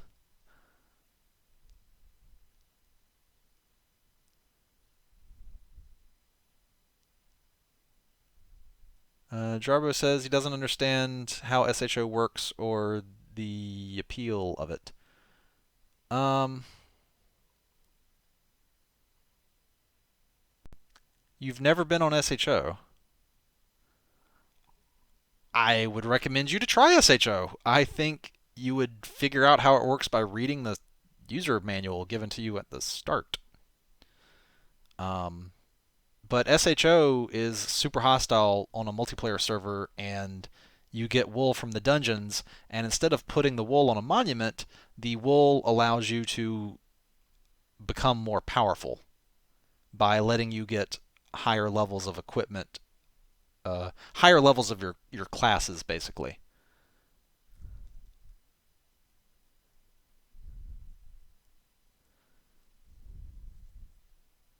Adventure mode would ruin Zisto.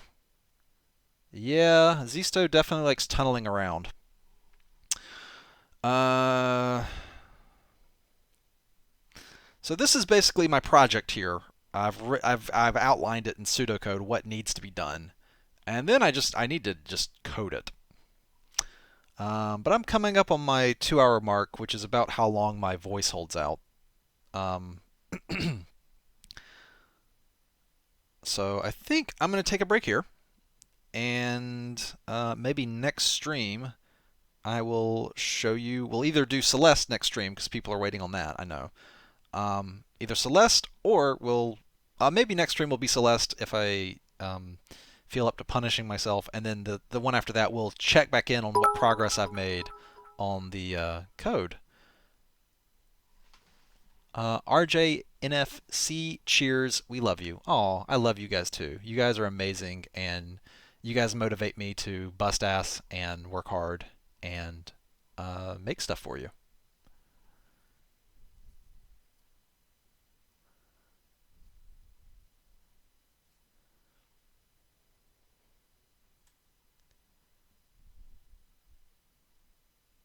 Jarbo says, but it's adventure mode. There's no mining or placing. How can you survive? Can you win? You know what it really sounds like? It sounds like I need to make some videos of me playing on SHO just to show it off and show you what it's about. Um, he became a patron for early survival single-player maps access, to be honest. Well, you will definitely get that. SHO, Iceolation, and Crossbone Coves will be available to the early access patrons months ahead of public release. So the single player maps will be free to the public, but if you're a patron, you can get them a lot earlier, and the public will just have to wait. But that's the one thing I can think about to encourage people to support me on Patreon, which is basically where all my income comes from. And if I didn't have that, then I couldn't really afford to be doing this. Because YouTube income is like way too unpredictable and honestly, bluntly put, crappy. There's a reason why most of Minecraft, the people on Minecraft, have Patreon accounts now. So. So here's the thing. Hunter Cat says, yes, please make videos of you playing SHO. I'll talk about that real quick. There's a reason I haven't put out a lot of videos about SHO. And the reason for that is SHO's not, like the core of SHO's not done yet. I want there to be 16 wool dungeons, and I think right now I've got 10. I think I've got 10 out of 16 right now. And I didn't want to give SHO a lot of publicity on my YouTube channel, because as soon as I do that, I will have a lot of people joining, and because I think there's a lot of people who are subscribed to me that know me for super hostile single player maps, and a lot of them might not have any idea about SHO at all. And right now, that's okay with me, because SHO is not in, like, I want the core 16 dungeons to all be done and well balanced and well polished and up to a high standard before I really push SHO on my YouTube channel, on my Twitter, and all that stuff. I'm apprehensive at pushing SHO too hard before it gets finished and polished, because people will join and then, like, because it's not finished, they'll be like, well, it's not finished, and grr, blah, rabble. Does that make sense? I think that makes perfect sense, right?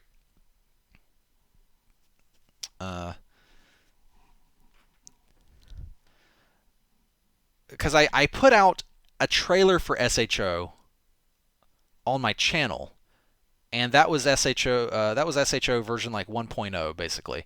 Like that was like alpha 1.0, like my first iteration of SHO, and there were gameplay systems and mechanics that I was experimenting with, that some of them worked and some of them didn't. And some of the ones that didn't work, I just completely cut out of the game, and I like deleted stuff and started over. And I because of that one trailer I put out on my channel, I had like this rush of players come in, and a lot of them ended up like quitting because, well, obviously SHO was in very early development, and it suffered from the problems that every other early access game suffers from, in that, like, it's not done yet. So because it's not done, people don't stick around. So I want to be very careful with how much publicity I give to SHO, because I'm apprehensive of that kind of situation. We're in SHO. SHO is currently in beta 3.3.4. That's the file I have on my computer right now. And the way I've been updating that is anytime there's a major addition, like a dungeon or something, the second number increments, as does anytime I get a and then the first number increments up if there's a major change. Like from 2.0 to 3.0, I made very significant changes to the XP curves, to the loot tables, to the class hats and when you get them. And uh, basically, the biggest change from 2.0 to 3.0 was like a lot of polishing and balance, and uh, I made it easier. Basically, I reduced the grind. Um, reduced grind. Um, Players were a little bit more powerful. Uh, yeah.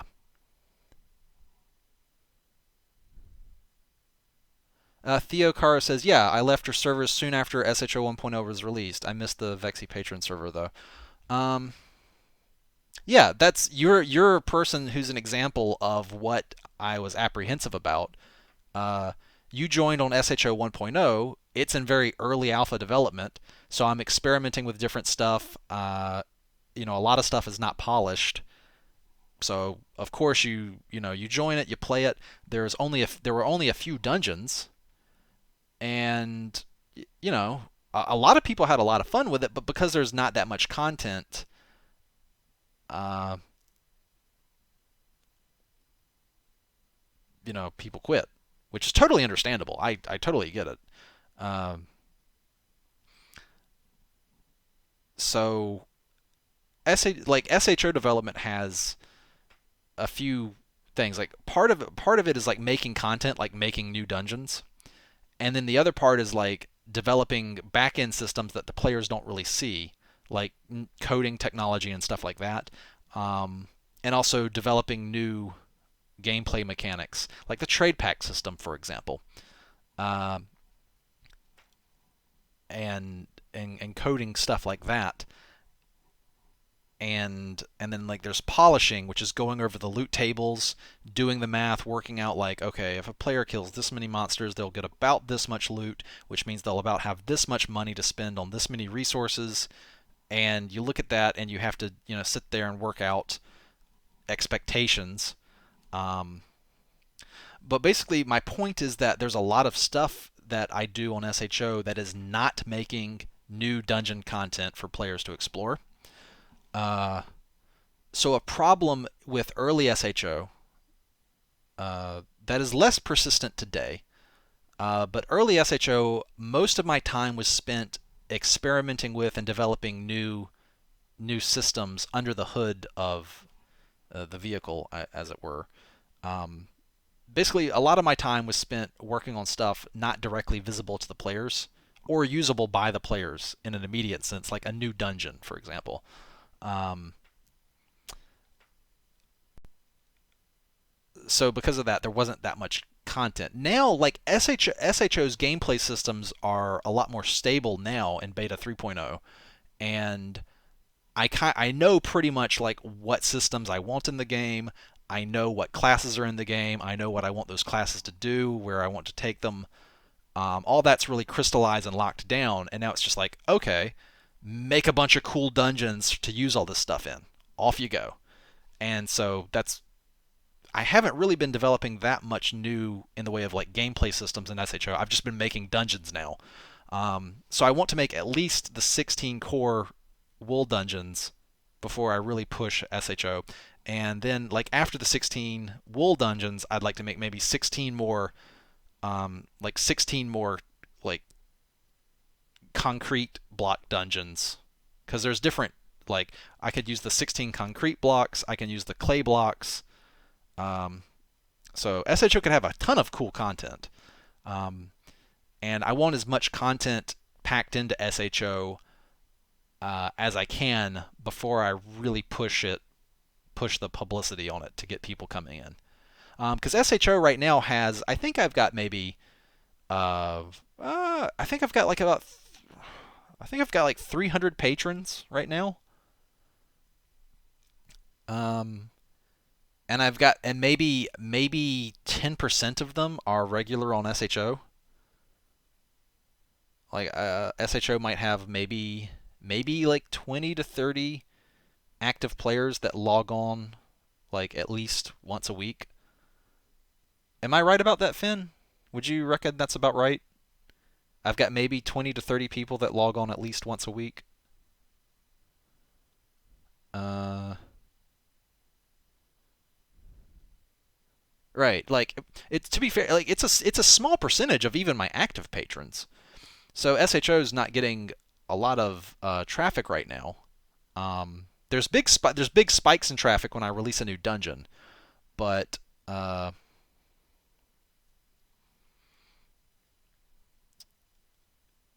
but that's okay. Like I literally don't want a ton of people playing SHO right now. I know that sounds weird, but I've just explained why basically.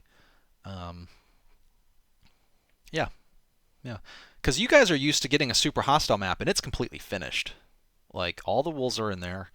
Um, and that's kind of what with SHO I like. I want to have SHOs like when it gets out of beta and it has like a proper public release, I want it to have at least all 16 wool dungeons done, polished. I want the loot curves really polished, the difficulty polished.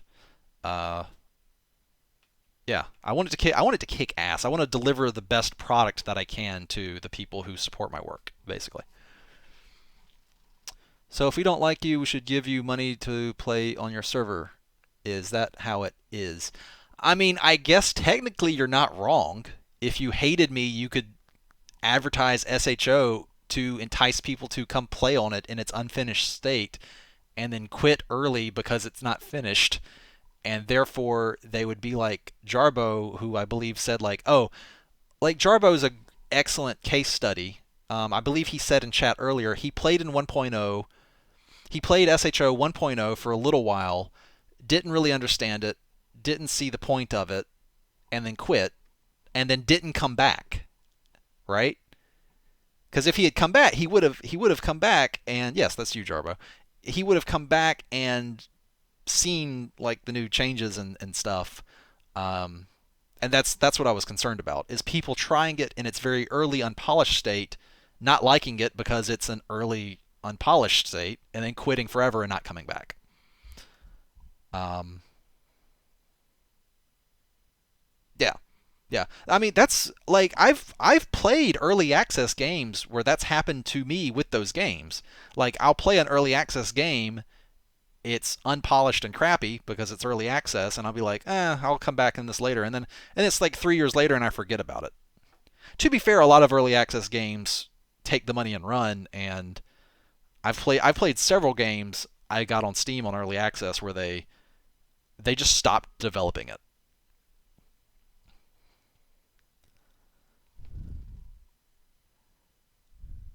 Well, Jarbo, you can totally play SHO by yourself. All the dungeons, you can beat all the dungeons by yourself. It's fine. And hey, great news.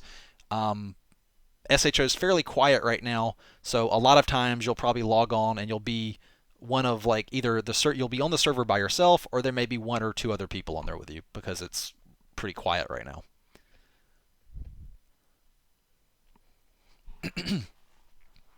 So win-win, right? Uh,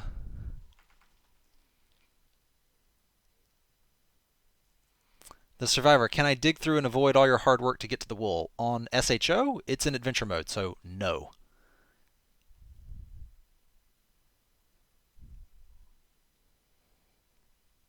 No, the dungeons in SHO are like I think they're fairly well designed personally. I just I mean, I suppose I have to say that. Because if I didn't think that, I need to bust my ass and redesign them. Lime wool. I don't like lime wool. There you go. There's an example of one dungeon I don't like, and I'm gonna scrap it and remake it because I'm unhappy with it.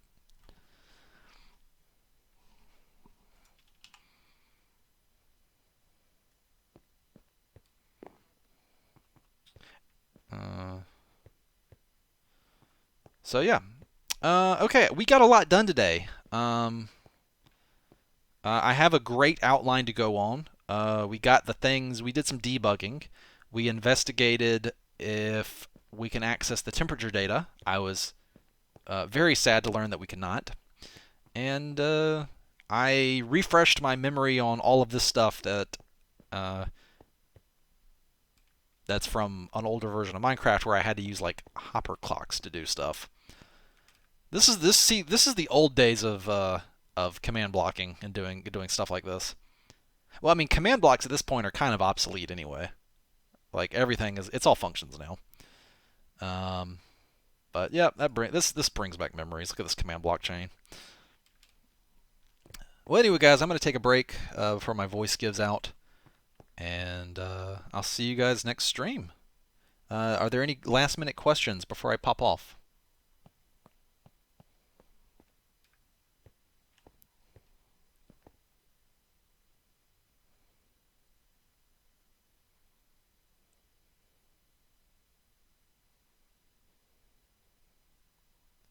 See you in 3 weeks, Vechs. Haha, I'll see you next week. You poo. Vechs, can you give someone a hug? Sure. Arbitrated, would you like a hug? I will hug you, Arbitrated.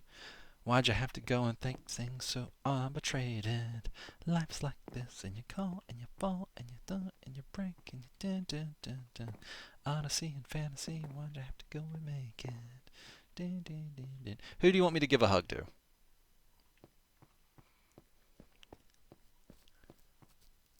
I would like a hug. I give you a hug.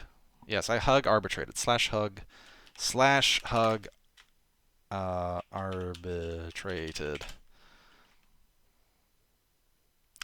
Have a good day, night, whatever it is in New Zealand. It is 2:43 p.m. for me in New Zealand right now. Oh, do you still enjoy mapping, or are you getting burned out? Um, that's a great question. Uh, yes and yes. I do enjoy mapping, and I also did get burned out. I went through a phase for like almost a year where, yeah, I was pretty burned out. Um, and I was making stuff, and I go and look back on them, just like it's so phoned in, and it sucked. And I had that with Iceolation actually. There was a area in Iceolation where I was just like, this sucks, and I deleted all of it. No, that's not correct. An area is not correct. It was three areas. Um, it was basically like the first intersection and the areas coming off of it. I was like, all of this sucks. I made it when I was in my burnout phase. I don't like it. I'm deleting all of it and restarting. I do like this very opening area of the map. I made this back then, but I have to say, I still really like this area. I feel like I'm like the vibe here. I do like this area. This area is fine, but the other areas were just kind of up ahead. Were just meh, and I deleted them. The thing is that they weren't like bad. They were actually more involved than the stuff I used to make in the old maps. But working in SHO has like made me get better at making stuff. Like for you know what? Let's multiplayer Super Hostile Online. Let's just hop onto SHO right now, and I'll show you. Like um function TP. Let's go to, I don't know, Diamond Temple.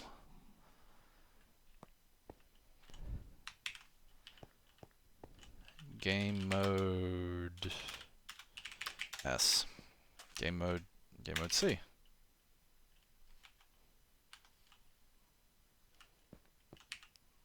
Oh. Hello guys. Hi Zalvarus. Game mode C. There we go. So for example, like this. Like look at this compared to the old stuff I used to make. Like my build has depth. It's not just a box. The ceiling has depth. There's varied block placement. The palette is really tight. The walls have depth to them.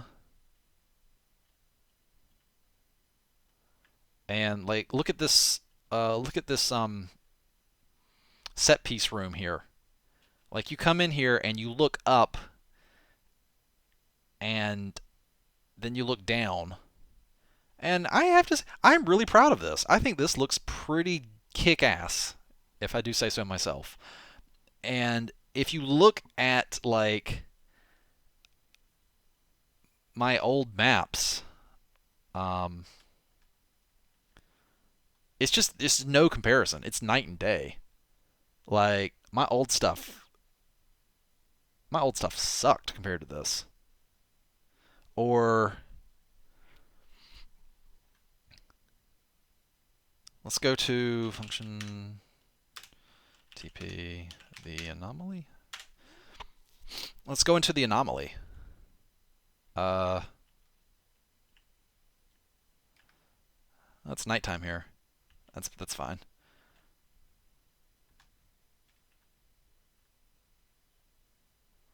Like this like entry area. Like we're not even in like the fortress up there yet, but just this entry area. Like, look at this. Like, my old stuff was just like stone brick boxes pretty much. Um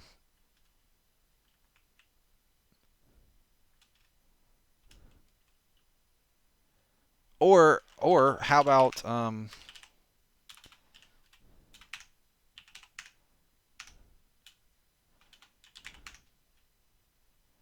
uh Amethyst, is it Amethyst Temple?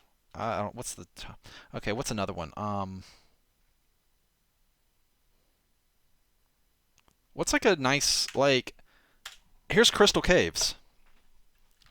So this is a natural cave area, and like this is probably one of the more simple dungeons. Uh, this is probably one of the more simple dungeons, just like basic bitch cave. But even this, like I've got it's the crystal cave, so it's like blue crystals. But then I put the orange acacia wood here, and it pops so nicely. The orange and the teal here, the colorations. Um, and I made these like using glass panes to make like these custom crystals, and then hiding the light sources. I got the recessed lighting going on in here, but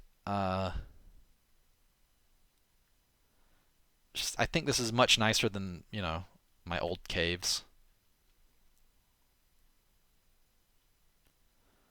And again, like each one of these is like a handmade custom crystal shape that I built up in here. Uh, and we've got these like the man-made like tents and stuff set up in here by the miners. I went with orange colors to really make it pop and give it some like highlights and stuff. Uh, and then I'm pretty sure I'm a butthole. Yeah, I'm pretty sure I'm a butthole, and I put monster spawners up here in this room so that they can spawn up here and here, and you come over to use that furnace, the monsters spawn here, and while you're using the furnace, they jump down from the ceiling and drop on the floor and come up behind you and stick a sword up your butt. Um, yes, I also have more blocks to work with. That, to be fair to my old self, I did have a very limited block palette. But like, look at this chamber. Here's the fleecy box of this dungeon, and look at this room.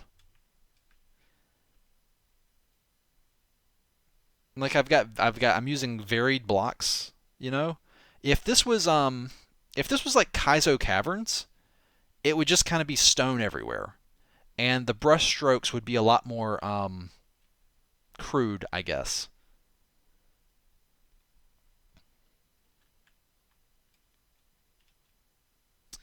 Um, and then there's like let's see, another one I really like is Temple of the Sun. TP. Temple of the Sun. Is it? Isn't it sun? Is it a Tomb of the Sun? Tomb of the Sun. Check this one out. Tomb of the Sun. This is obviously yellow wool, right? If you didn't pick up the theme, but check this out. Like, look at this. this just blows my old man-made structures out of the water. Like I'm playing Waking Up with Laura, and uh,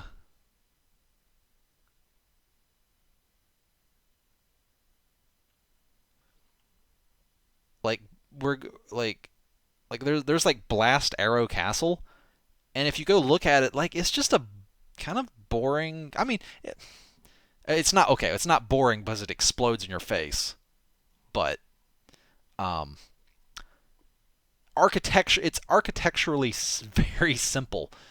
Not that that's a bad thing. You know, sometimes simple is fine. But back then, I just couldn't build anything nicer. Like I was at my skill cap, kind of.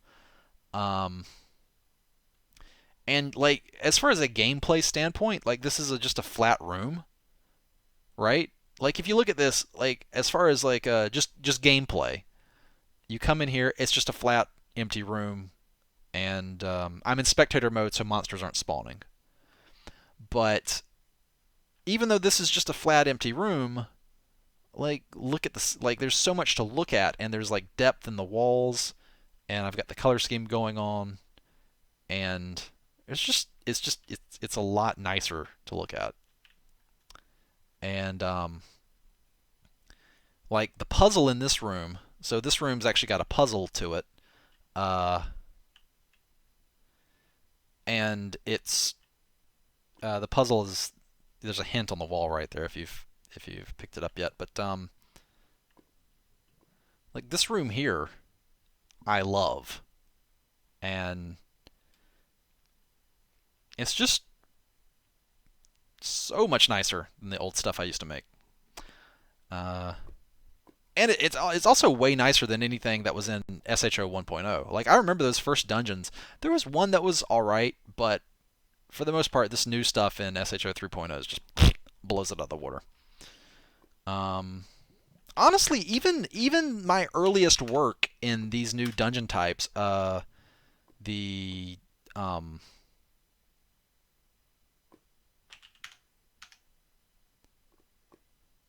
not Cave of Bones, the hold on a second, Draconic Ossuary. Like even this is the very first dungeon, so this is my earliest work in like the new SHO with the new dungeons and stuff.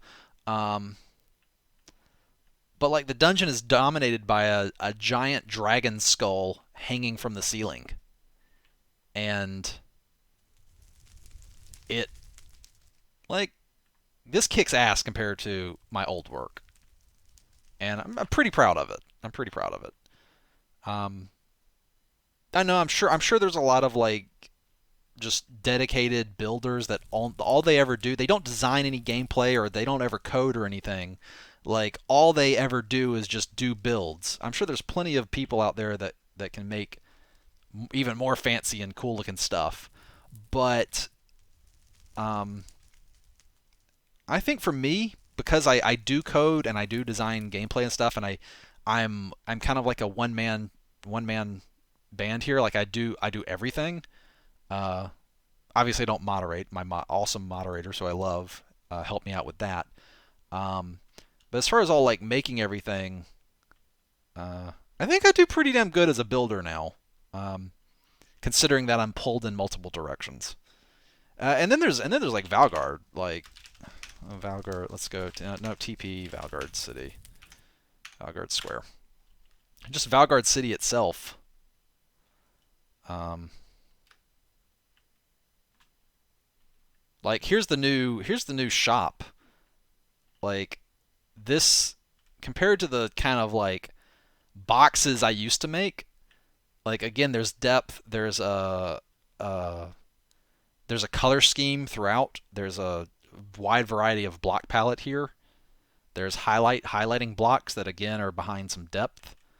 Um, like this architecture or this architecture over here, like the crafting area, is got this kind of giant, uh, I don't even know what to call this. I have no idea what to even call a structure of this type. Like a it's almost like a kind of a shed, but like shed implies some little tiny thing. I don't know what you would call this. Garage, hangar, maybe garage. I don't know. But even something like this, I guess, is way beyond what I used to make. So yeah. So this is Valgard City. For those asking about SHO, this is the Garden of the Three Paths. This is where you pick your class. The red is Fighter, the blue is Defender, the green is Scout. And once you get high enough, there's some hybrid classes, the Knight and the Cleric, which are mixes of the other main classes. So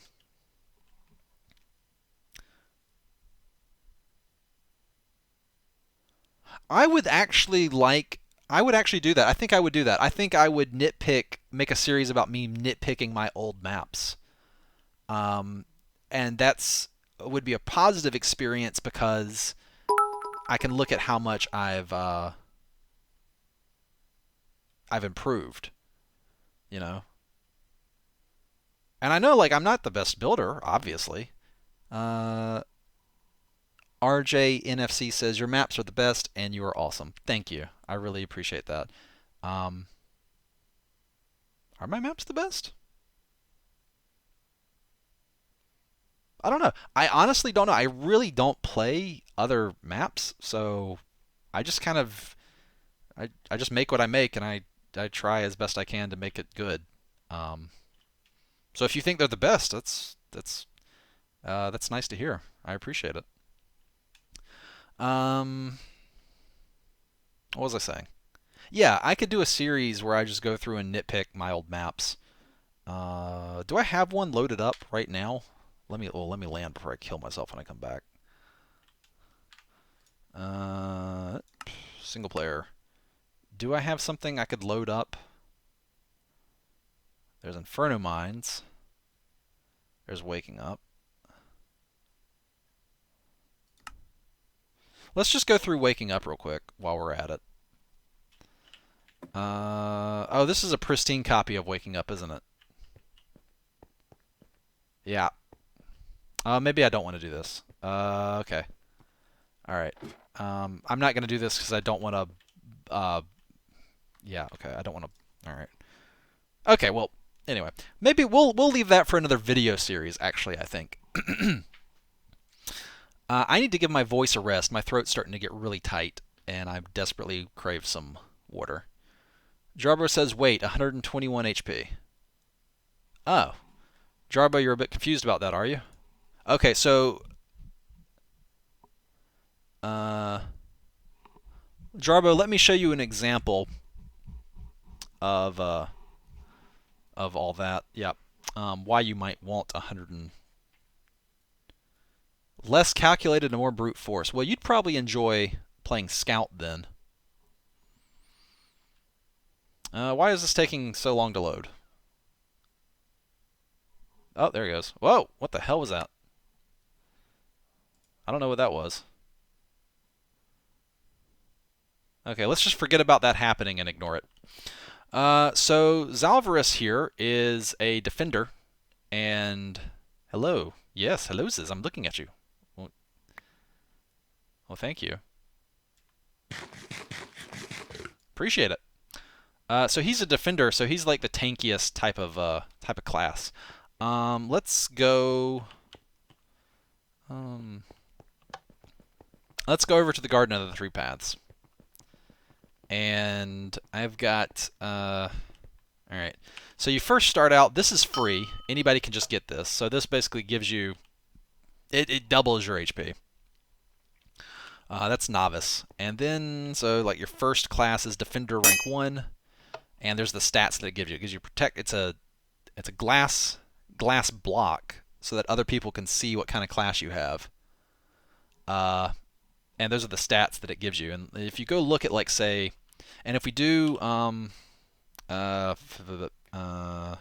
function test, is it force? No. Events. No. Event. Yeah, events. Sunrise. Okay, so I just simulated a sunrise event. So basically, the Defender, if you have this equipped, uh, at sunrise, it gives you, at sunrise or sunset, it gives you this potion of minor regeneration, which you can use. So then if it at sunrise again, it gives you another one, and at sunrise again, well, you can only ever have one at a time though, is the limitation.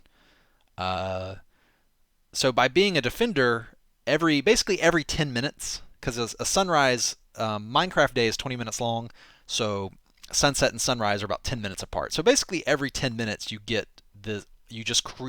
spawn one of these potions because you're a defender. Now if you're a scout, boop.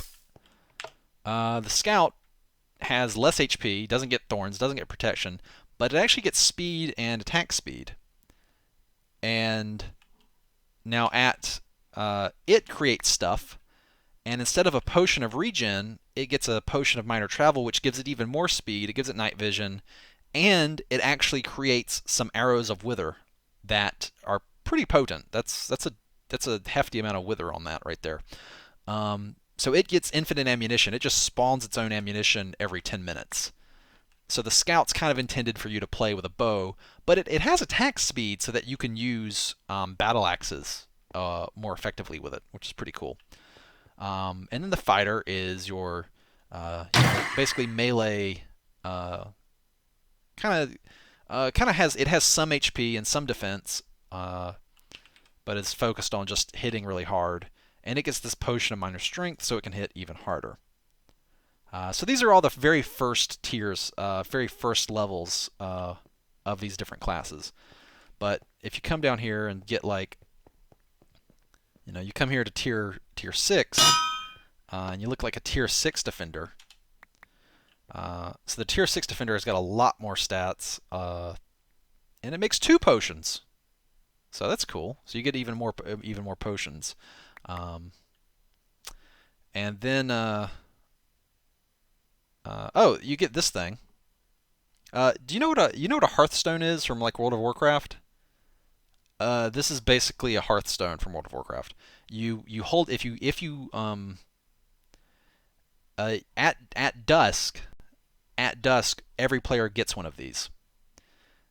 So when the sun sets, you get one. If you put it in your offhand, and you hold it in your offhand when dawn comes, it will teleport you back to Valgard City.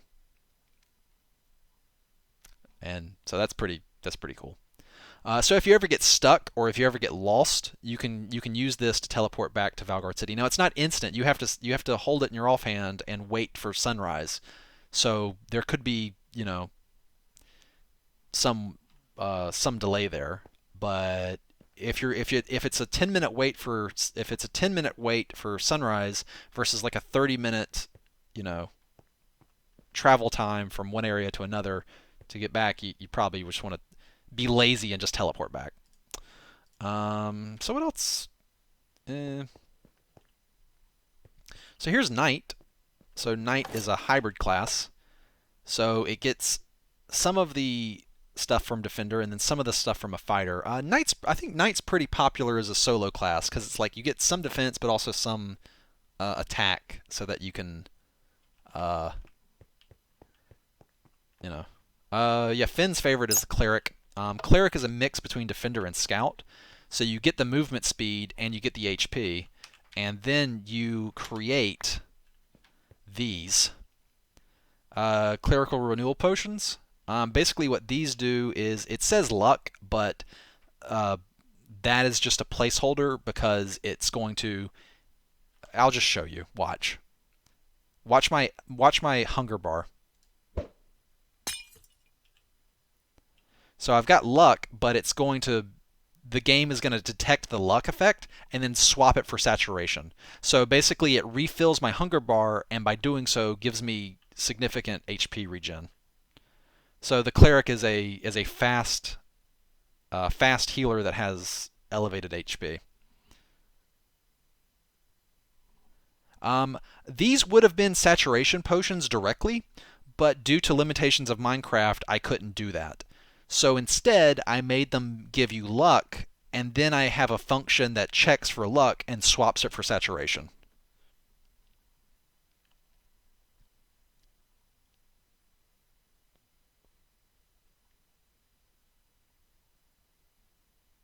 Uh, yes, that's what I wanted to do. Is the saturation drinks or saturation potions like Amlip did? Those don't work anymore. That's the problem. Is they don't work.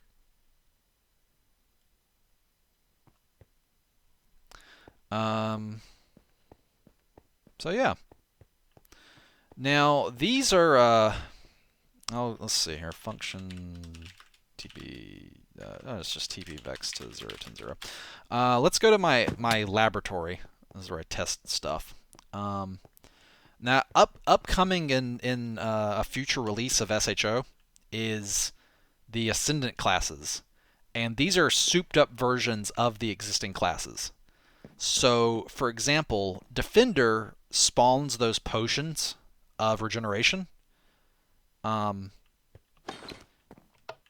Defender turns into Warden, and instead of it instead of it making those potions, it just produces an aura constantly around it that gives itself and any allies that get near it regeneration and fire resistance. So, yeah. And it also has that much HP right there. I've got like 120 right now total. And so basically, and so this is Knight turns into Paladin, and instead of regeneration and fire resistance, it gives I don't know where the absorption's from. Hold on a sec. Effect Vechs clear. Yeah, it gives you resistance and haste. So its buffs are resistance and haste, and then over here you have Berserker, which gives strength. Now, the interesting thing about Berserker is when you kill enemies with Berserker, it gives you food.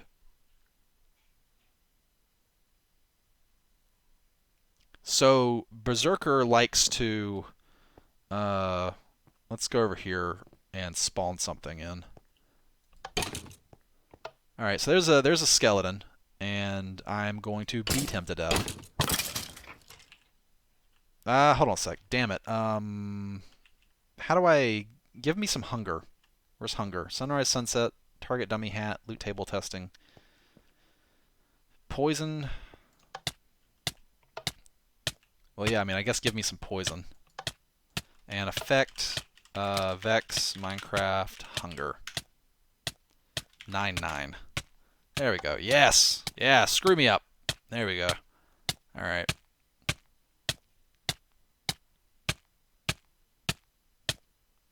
Okay. So I'm all messed up now. So let's spawn in a skeleton, and I'm gonna punch him to death. Watch my drumsticks down there on the hunger bar.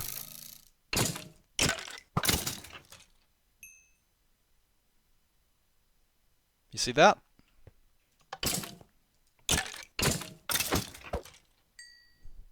So I don't have regen or anything, but by killing things, I sate my bloodlust and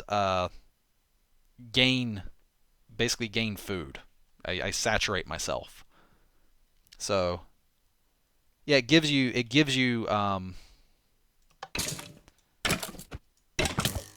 when you kill something as a berserker, it gives you saturation.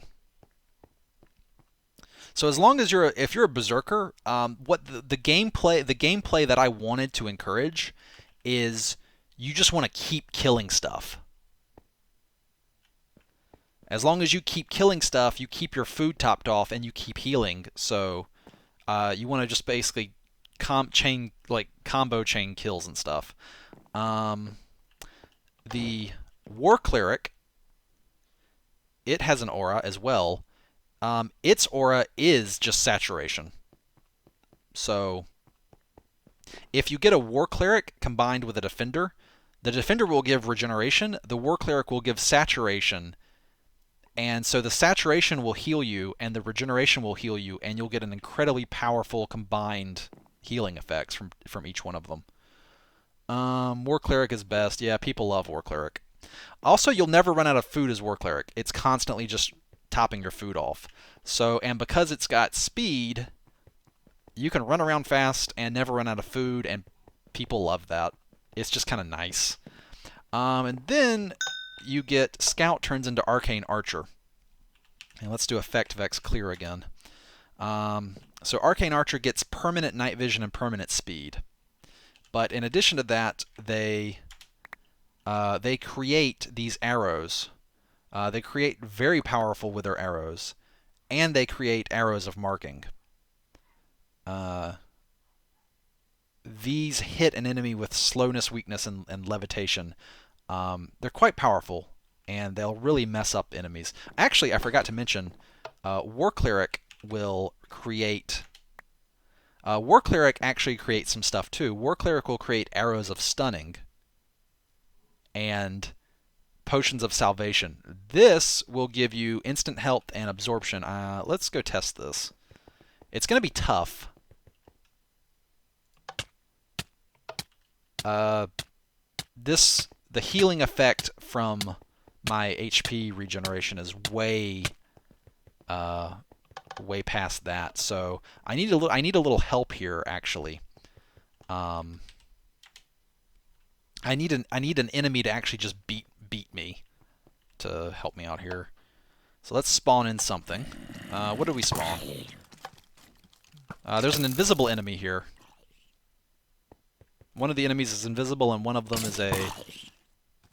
Yeah, there's an invisible zombie fighting this skeleton. Yeah, so... yeah, I've got an invisible zombie on me. Damn it. I was kind of hoping for something else, but at least he's beating on me, so... can I have a bow? Give Vechs Minecraft bow. There we go. So let's load these special arrows, and I'll back myself into a corner to make sure I hit the zombie. So the arrow of stunning, he's basically stopped right in front of me. I'm going to go ahead and kill him. There, he's dead. Let's spawn some more enemies, and hopefully I won't get something stupid invisible. But basically, like, here's the zombies. And when zombies spawn, they can be infernal zombies, stalking zombies, tanky zombies, raging zombies, fast zombies, and plain old basic bitch zombies.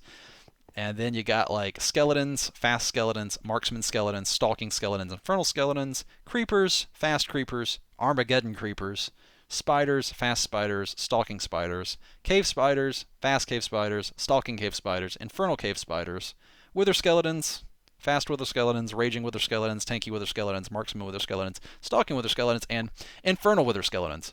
So the enemies in SHO are kind of fancy, and you looked at that guy and you're like, yeah, an Armageddon creeper. And in addition to that, so this is Armageddon creeper 1, but these signs here are just on the first level. So if I go up, game mode C, so this is creeper 2, and then like stalking creeper or fast creeper 2, Armageddon creeper 2, and then there's 3 and then 4. So like right here, that spawns, and if you will please get down from there. If you will please get down from there. Thank you, buddy. So this is an Armageddon creeper tier 4, for example. And hey, let's hop into adventure mode. Give me a hug, buddy. Oh, God. So, oh, hey, that's how I get my HP out of here. Cool. So you can see my HP there is pretty hurt. I'm going to splash this on myself. It tops me off and gives me a huge shield. And let's face hug another Armageddon creeper. Hug me, buddy. Yeah. That blew through my absorption completely. That's pretty nasty, I have to say. The Armageddon creepers also have poison and slowness on them, so if you walk through the cloud they leave behind, it messes you up pretty nasty. But what you really don't want to run into is like an infernal skeleton, like one of these guys. So that's an Infernal Skeleton, Tier 2. So the higher the tier, the better their stats are, and the better gear they have. But all Infernals will light you on fire like this. It's not very pretty. But if I hit him with a stun arrow,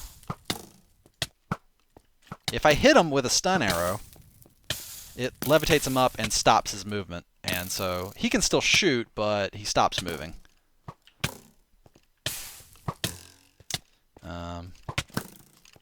So he's giving me a really rough time, and obviously if I didn't have all this HP in this region, like I would have been dead long ago if I was a basic Vechs Minecraft player. He's still kind of wrecking me. So I'm gonna run away because I don't have any good weapons or anything. So I can definitely see why you like if you played SHO in 1.0 and that was it. This is all completely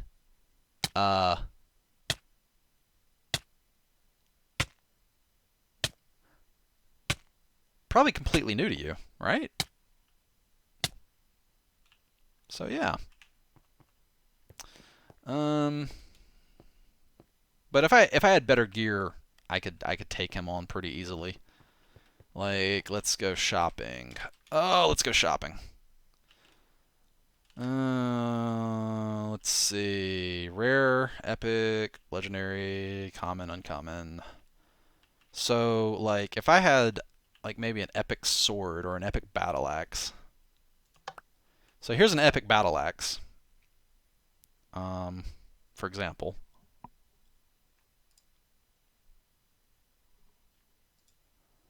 Decor credits, that's cool. So epic battle axe. Let's get a better bow too. Sword, bow. Let's get a legendary bow. See now I'm a little in a better position to deal with this kind of bullshit. But I could probably manage with like a common sword. Common iron sword. Let's go back in there and see how we do.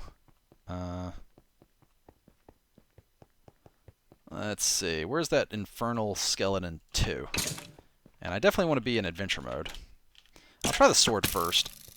Yeah, I know. You're going to shoot me and knock me back.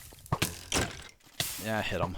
I'm going to go with the battle axe, and I'm actually going to run away and see if I can dodge his shots.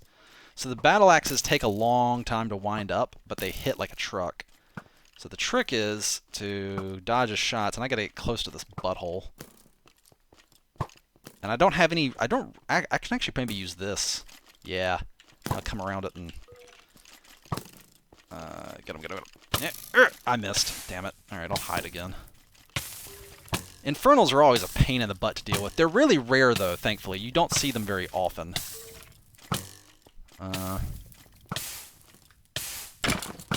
Alright, so I hit him once, and that probably did a lot of damage to him. I'll hit him again. Oh, he's backed up in a corner now. Arr.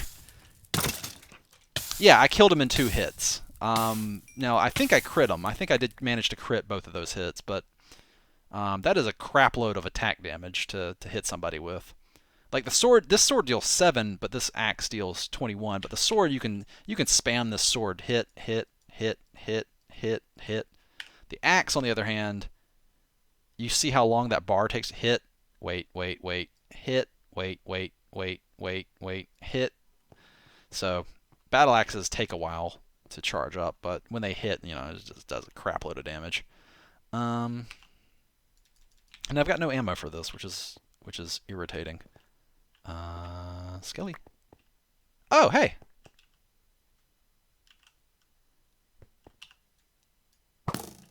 I got my arrows of stunning now. But yeah, if I fought like a marksman skeleton and I hit him with an arrow of stunning, he won't move around. I'll just sit there and I can wail on him and knock him down pretty easily. Does flame 3 work now? Yeah. Yeah, the higher level flame burns for longer. So to answer your question, like why you would need 120 hit points in your defender,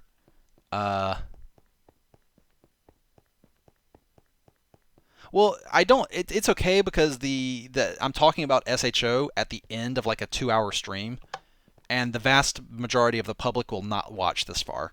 So that's why I'm doing this. I wouldn't put this at the very front of the video, but at the end of at the end of the video, it's fine. Um, yeah, I mean, people only watch like 20 to 30 minutes of a YouTube video, and that's pushing it. It's very rare for people to sit there and watch like a 2-hour video. Yeah. Well, the people watching right now are more regulars, and that's fine.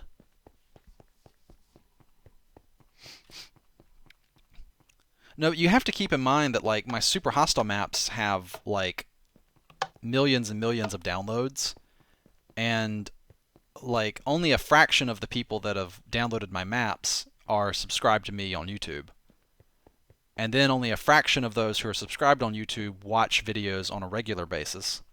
And then only a fraction of those people who watch on a regular basis will watch this video when it goes onto YouTube. And then only a fraction of those people who watch this video when it goes up on YouTube will end up watching to the very end. So, yeah. Yeah. That's basically the breakdown on that. Um, so yeah. You asked Jarbo like why you would ever need 120 hit points. Now you know. Let me show you why. You want to watch me die like a bitch so fast?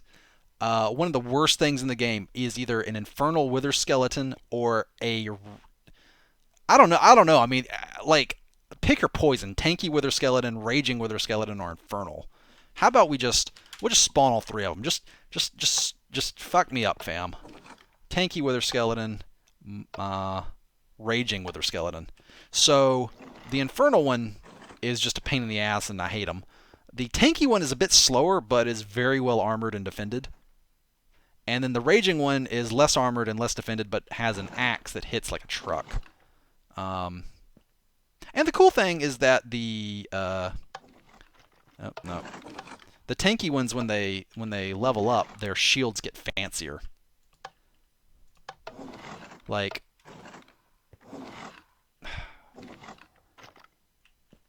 so here's a tank. That's a marksman one. Oh yeah, he's got the same bow. So like the tanky ones here. Can you hop out, please? Hop out. Come on. Come on. The stream's waiting. I know how to get him out. Hold on a sec. Oh Jesus. Oh God. Oh God. Oh God. Oh God. Oh God. Oh God. Oh God. Oh God. Oh God. Oh God. Oh God. Oh God. Oh God. Oh God. Oh God. Oh God. Oh God. Oh God. Ah! Whoo. Okay. So there's your tier 2. He's got like a border now, but the middle of the shield's empty, and then like tier 3 he's got even fancier, and then your tier 4 guy's got like the real deal. He's got like the creepy face in the middle of the shield. But yeah, I'll hop into adventure mode, and I'll just 1, 2, 3, 4. Yeah, about 3.5 seconds.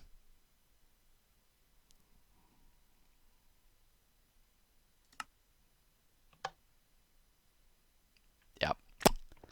So obviously, I was War Cleric tier 1. You know, I was Ascendant class, sure, but I had no armor, so that was a big deal. This guy, like right here, he's got armor, he's got a shield. He'd probably last a little longer. Yeah, you would. Yeah, you'd last longer. Yeah.